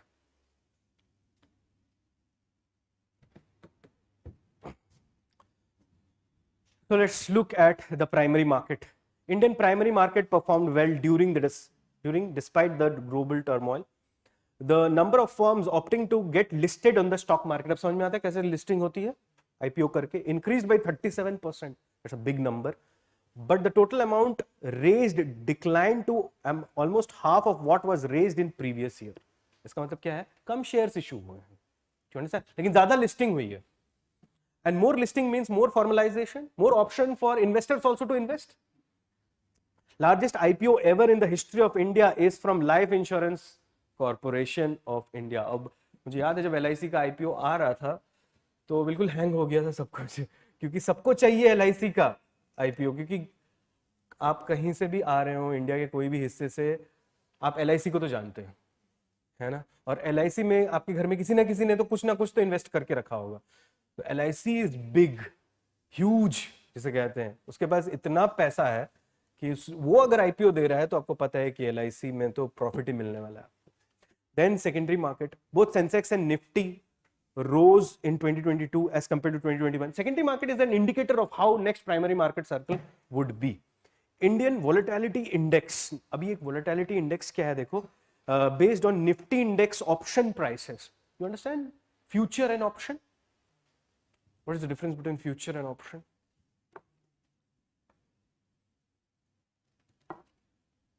What is financial derivative? अच्छा चलो, बोल नहीं रहे हो या पता नहीं है? बोलो. Don't know, okay. हाँ बोलो, सच बोलो. तो देखो, you understand this financial derivative. अब इसको ऐसे समझते हैं, सोच के देखो. हमेशा फाइनेंशियल डेरिवेटिव किसी अंडरलाइंग एसेट पे होता है. There must be an underlying asset which should exist in real. Got it? Let us consider this. Suppose there is a house and its price is say 1 crore. Right? Now I have drawn a derivative on the basis of its value. Got it? Financial derivative is nothing but a security paper. जैसे government security होती वैसा ही. अब इस financial derivative का समझ लो मैं value लगाता हूं एक, एंड आई कॉल इट से ₹1 lakh derivative. Do you get it? Now two people come and they trade around this derivative. One is a person who holds the derivative. Let me call him A. The other one who wants to purchase the derivative. You get it? अब A को क्या लगता है? A is a seller and B wants to purchase. मतलब B को लगता है कि इस हाउस की जो वैल्यू है ये ऊपर जाने वाली है. It will go up to say 1.5 CR in 1 year's time. And if that goes up, the derivative will also go up because it is based on that price. ये 1 लाख से समझ लो 1.5 लाख का होने, ऐसा किसको लगता है? B को लगता है. That's why he is interested in purchasing. A thinks just the reverse. A feels that इसकी प्राइस जो है 50 करोड़ या 0.5 करोड़ या आप समझ लो 50 लाख ये होने वाली है. You get that? In 1 year time. इसका मतलब डेरिवेटिव की वैल्यू कितनी होनी चाहिए? 50,000 हो जाएगी. फॉल हो रहा है ना, इसलिए he wants to sell. It means he is a bear, whereas B is the bull. You understand that? वो बुलिश है और ये बेरिश है. ठीक, ये डेरिवेटिव जो है ये इसको कहते हैं फ्यूचर. अब देखो, इन्होंने तय किया, अब दोनों अपने मन में सोच रहे हैं ठीक है, तो दोनों ने ये तय किया कि हम नेक्स्ट फ्राइडे को, या समझ लो नेक्स्ट 10 days में we will transact this deal where A will sell this derivative to B at 1 lakh. B agrees to it.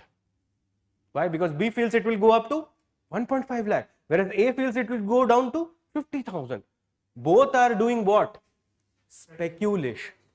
Do you understand that? So ये पूरा फ्यूचर का जो मार्केट है डेरिवेटिव, ये स्पेक्यूलेटिव मार्केट है. Do you understand that?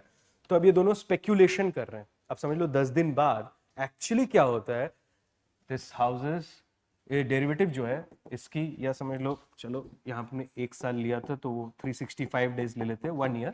1 साल बाद ऐसा होता है कि ये हाउस की कीमत एक्चुअली 1.5 crore हो जाती है, और ये डेरिवेटिव फिर कितने का हो जाता है, 1.5 लाख का हो जाता है. You get it? तो 1.5 लाख ये डेरिवेटिव की वैल्यू हो जाती है. तो उस समय बी को ये मिल जाएगा and B has won the speculation. You get it? पर एक्चुअल मार्केट में क्या होता है, देखो एक्चुअल मार्केट में ये होता है कि ए रखना चाहेगा ना डेरिवेटिव, क्योंकि उसकी वैल्यू ऊपर जा रही है, तो ये रखना चाहता है. तो ए क्या करेगा, ए ये बोलेगा कि इस दिन को, उसे बोलेगा चलो मुझे नुकसान हो गया, कितने का नुकसान हुआ, 50. वो उसको मिलता तो अभी वो लेके तुरंत बेच देता उसको, तो 50,000 कमाता वो. तो ये बोलेगा कि मैं तुमको 50,000 दे रहा हूं, चलो. A will give 50,000 to B. Do you understand that? And will keep the derivative with himself, not sell. Do you get it? That could be an arrangement. कि जो भी जीतेगा डील उसको बैलेंस का वही पैसा ही तो कमाना है ना, तो मिल जाएगा पहले. पर ये डेरिवेटिव और भी तो ऊपर जा सकता है. If it goes to 2.5 CR, then A will earn more. Do you get it? और ये आप छोटे वैल्यू पे सोच रहे हो, सोचो बहुत ज्यादा डेरिवेटिव्स हैं रखे हुए. बट ऐसी सिचुएशन के लिए भी, इसको भी अवर्स करने के लिए, there is another credit instrument, और rather future instrument, derivative instrument, which is known as option. Option, option का मतलब क्या होता है इंग्लिश में, आपके पास और भी दूसरे चॉइस हैं. Option means choice, right? So rather than a future instrument, if it's an option instrument, option instrument में ये होता है that A will have the right to sell the derivative to B after 365 days, but no obligation to sell. Do you understand that? That's a put option. Put option sellers लगाते हैं कि मैं cell कर सकता हूं, लेकिन अगर मेरा मन हुआ उस दिन कि नहीं सेल करूंगा तो नहीं सेल करूंगा. I have the right to sell but no obligation to sell. Callers जो ऑप्शन लगाते हैं कि I have the right to buy but no obligation to buy, that is call option. Do you understand that? अच्छा, ये कैसा deal होगा समझ लो. चलो मैं इनको बेच रहा हूं सामान 365 डेज बाद, और बोलूंगा कि अगर बढ़ गया तो नहीं बेचूंगा, घट गया तो बेचूंगा. ठीक है, मतलब ये क्यों मानेंगे उस डील के लिए? So when you sign an option you have to pay a premium to the person. Do you understand that? Who will agree to that option deal. समझ में आया? तो वो फ्यूचर एंड ऑप्शन, आपने सुना भी होगा, फ्यूचर और ऑप्शन की ट्रेडिंग करते हैं स्टॉक मार्केट पे. मत जाना बिना समझे, मतलब घर बार तो छोड़ो, जो सब कुछ है सब चला जाएगा अगर गलत कर दिया कहीं पे तो. एनी हाउ, तो you understand the meaning now? Okay, अब देखो इधर. India's volatility index rose to an all-time high in context of Russia-Ukraine conflict. Number of demat accounts opened rose sharply. Demat account is dematerialized account through which you do share trading, right? अच्छा, ये देखो, India's volatility index based on Nifty index option prices. अब समझ में आ रहा है option क्या होता है? From the best bid prices of Nifty options contract, a volatility figure percentage is calculated, which indicates the expected market volatility over the next 30 calendar days. कि क्या होने वाला है, ऑप्शन कैसे मूव कर रहा है, उसके बेसिस पे वोलेटिलिटी इंडेक्स बना देते हैं. बिकॉज ऑप्शन ही है जो सबसे ज्यादा लोग जाना चाहेंगे, because that gives a right but creates no obligation. Got it? So look here, commodity prices saw a sharp correction since the Federal Reserve started increasing interest rates in March 2022 to combat rising inflation. Both the equity segment and the debt segment witnessed a net FPI outflow. Portfolio investment. What is the difference between FPI and FII? Are they the same?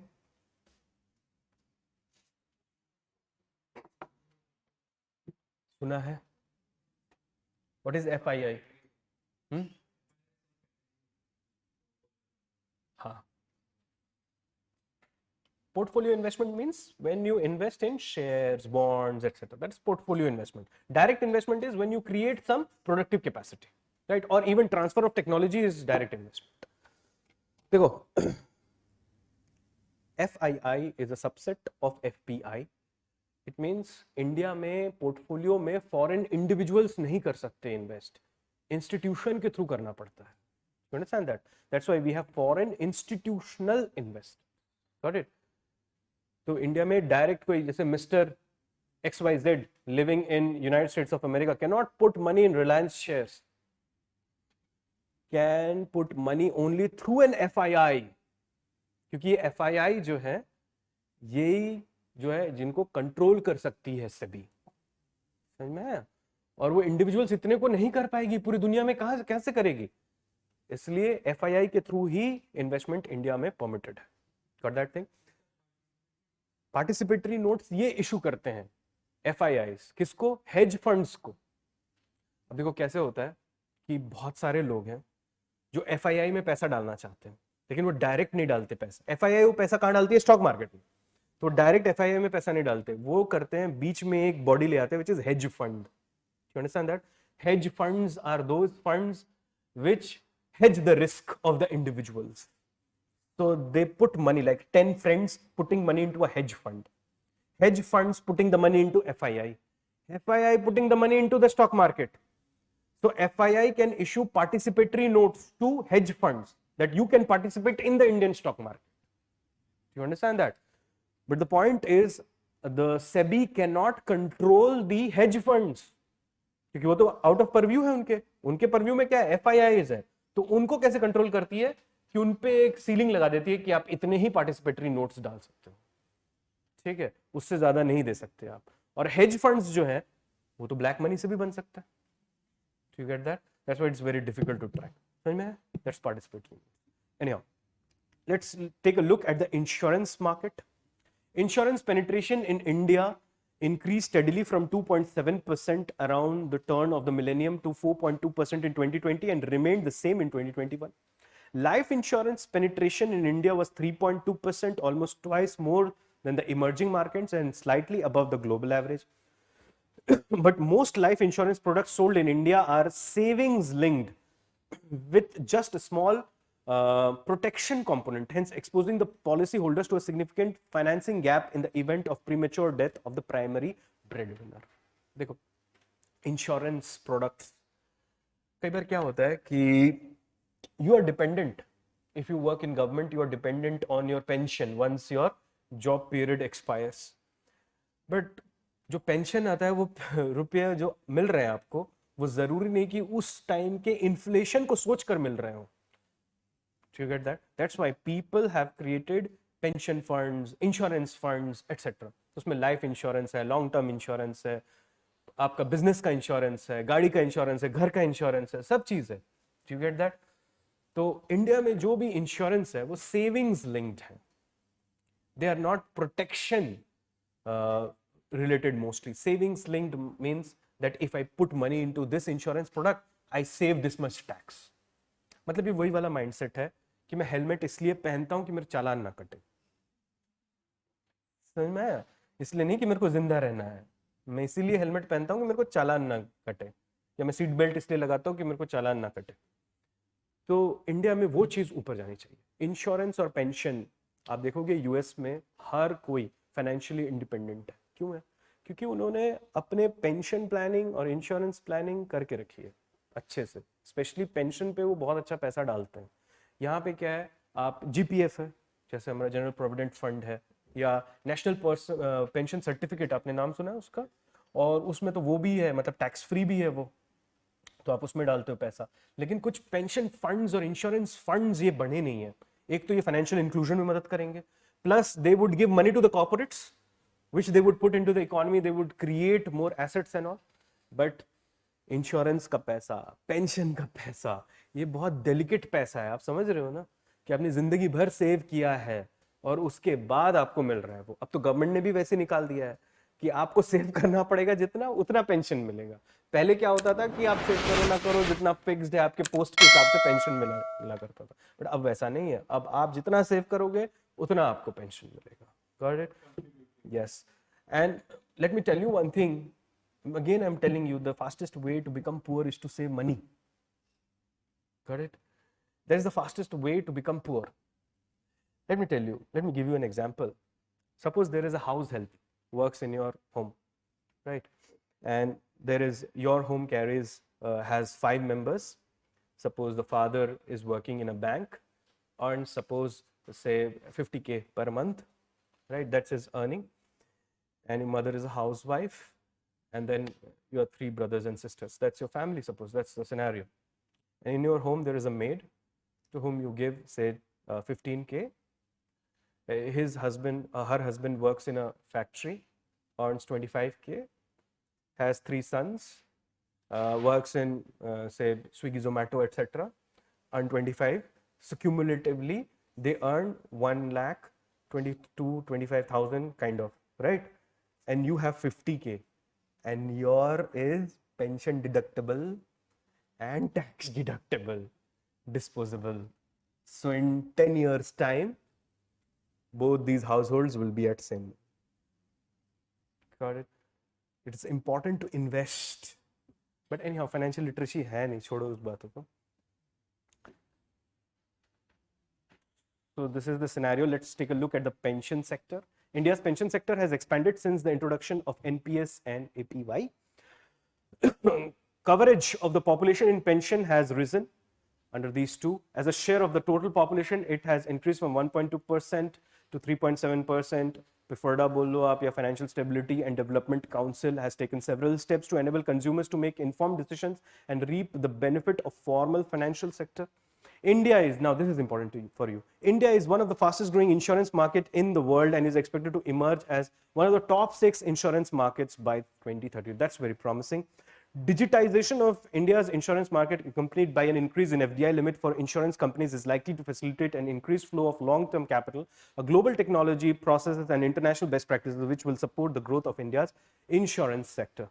Also, as we transition to a high middle income economy, India's pension sector has tremendous scope for growth. Government initiative towards enhancing pension literacy of subscribers and intermediaries, and a nudge from the regulator and the government to encourage young adults to join the pension scheme would play a significant role in enhancing pension availability to a more extensive section of society. The point is, देखो ये सब तो ठीक है, ये तो आप पढ़ लोगे, but एक financial lesson जो इन सब से आपको लेना चाहिए वो ये है that if you, and you people are very young at this moment, if you do not start planning, financially planning about your future, तो फंस जाओगे आगे जाके. If you focus on only getting a job and salary, then things will be very tough. When your family will grow and all those kind of things will be very tough for you. You must, through your brain and through the different avenues that we have, you must also concentrate on building income generating assets. Got it? देखो generally क्या होता है, जैसी थोड़ी स्थिति ठीक होती है, खासकर सिलेक्शन के बाद मैंने देखा है, जैसी सिलेक्शन हो जाता है, सैलरी आने लगती है, सबसे पहले घर ले लेते, गाड़ी खरीद लेते, यही करते, शादी कर लेते मोस्टली, अगर नहीं हुई होती है तब तक. तो यही मोस्टली एक जनरल पैटर्न है. जो हाँ एक्सेप्शंस कुछ हैं, जनरल पैटर्न यही है. अब होम लोन चुकाते रहते हैं, कार लोन चुकाते रहते हैं, सब कुछ बस यही में चलता रहता है, बस loan to loan life, month to month, loan to loan, EMI to EMI. और ये क्यों है पता है आपको? सोसाइटी इसको सक्सेस मानती है, इसलिए लोग करते हैं. That is success in the eyes of the society. That is where you should build a differentiator in your head, that this is not success, complete failure. समझ में आ रहा है? जितना महंगा घर ले लिया आपने, अब 30 साल तक आप उसके लोन ही चुका रहे हो. और वही अगर कोई समझ लो हर महीने 50,000 रुपए स्टॉक्स में लगा रहा होगा, आप EMI और ये सब वो सब दे रहे हो इतना लंबा लंबा, लेकिन अगर कोई स्टॉक्स में लगा रहा होगा तो उससे उसको काफी रिटर्न मिलेगा. लेकिन हाँ ठीक है, if you do not have a home, you are the first generation who is building that home, then that makes sense. लेकिन आपका सब है, एक और घर है ना, एक और गाड़ी, तो बस यहीं तक। तो बात यह है कि आप क्या करोगे, ये बस इसमें आप सिर्फ लायबिलिटीज बिल्ड कर रहे हो लाइफ में। Focus should be on financial planning. IAS officer या IPS officers, they get good handsome salary. The point is, if they have financial planning, they will not suffer. क्योंकि if the next generation also has to undergo the same struggles like you have undergone, then you are a failure. Do you understand that? Keep this in your mind. आपकी previous generation ने जो किया है, आपने भी अगर वही struggle कर लिया तो previous generation was a failure. The next generation should undergo new struggles. उनका struggle दूसरा होना चाहिए, वही struggle नहीं होना चाहिए कि IP और FPO में क्या फर्क है. That's it. Thank you very much.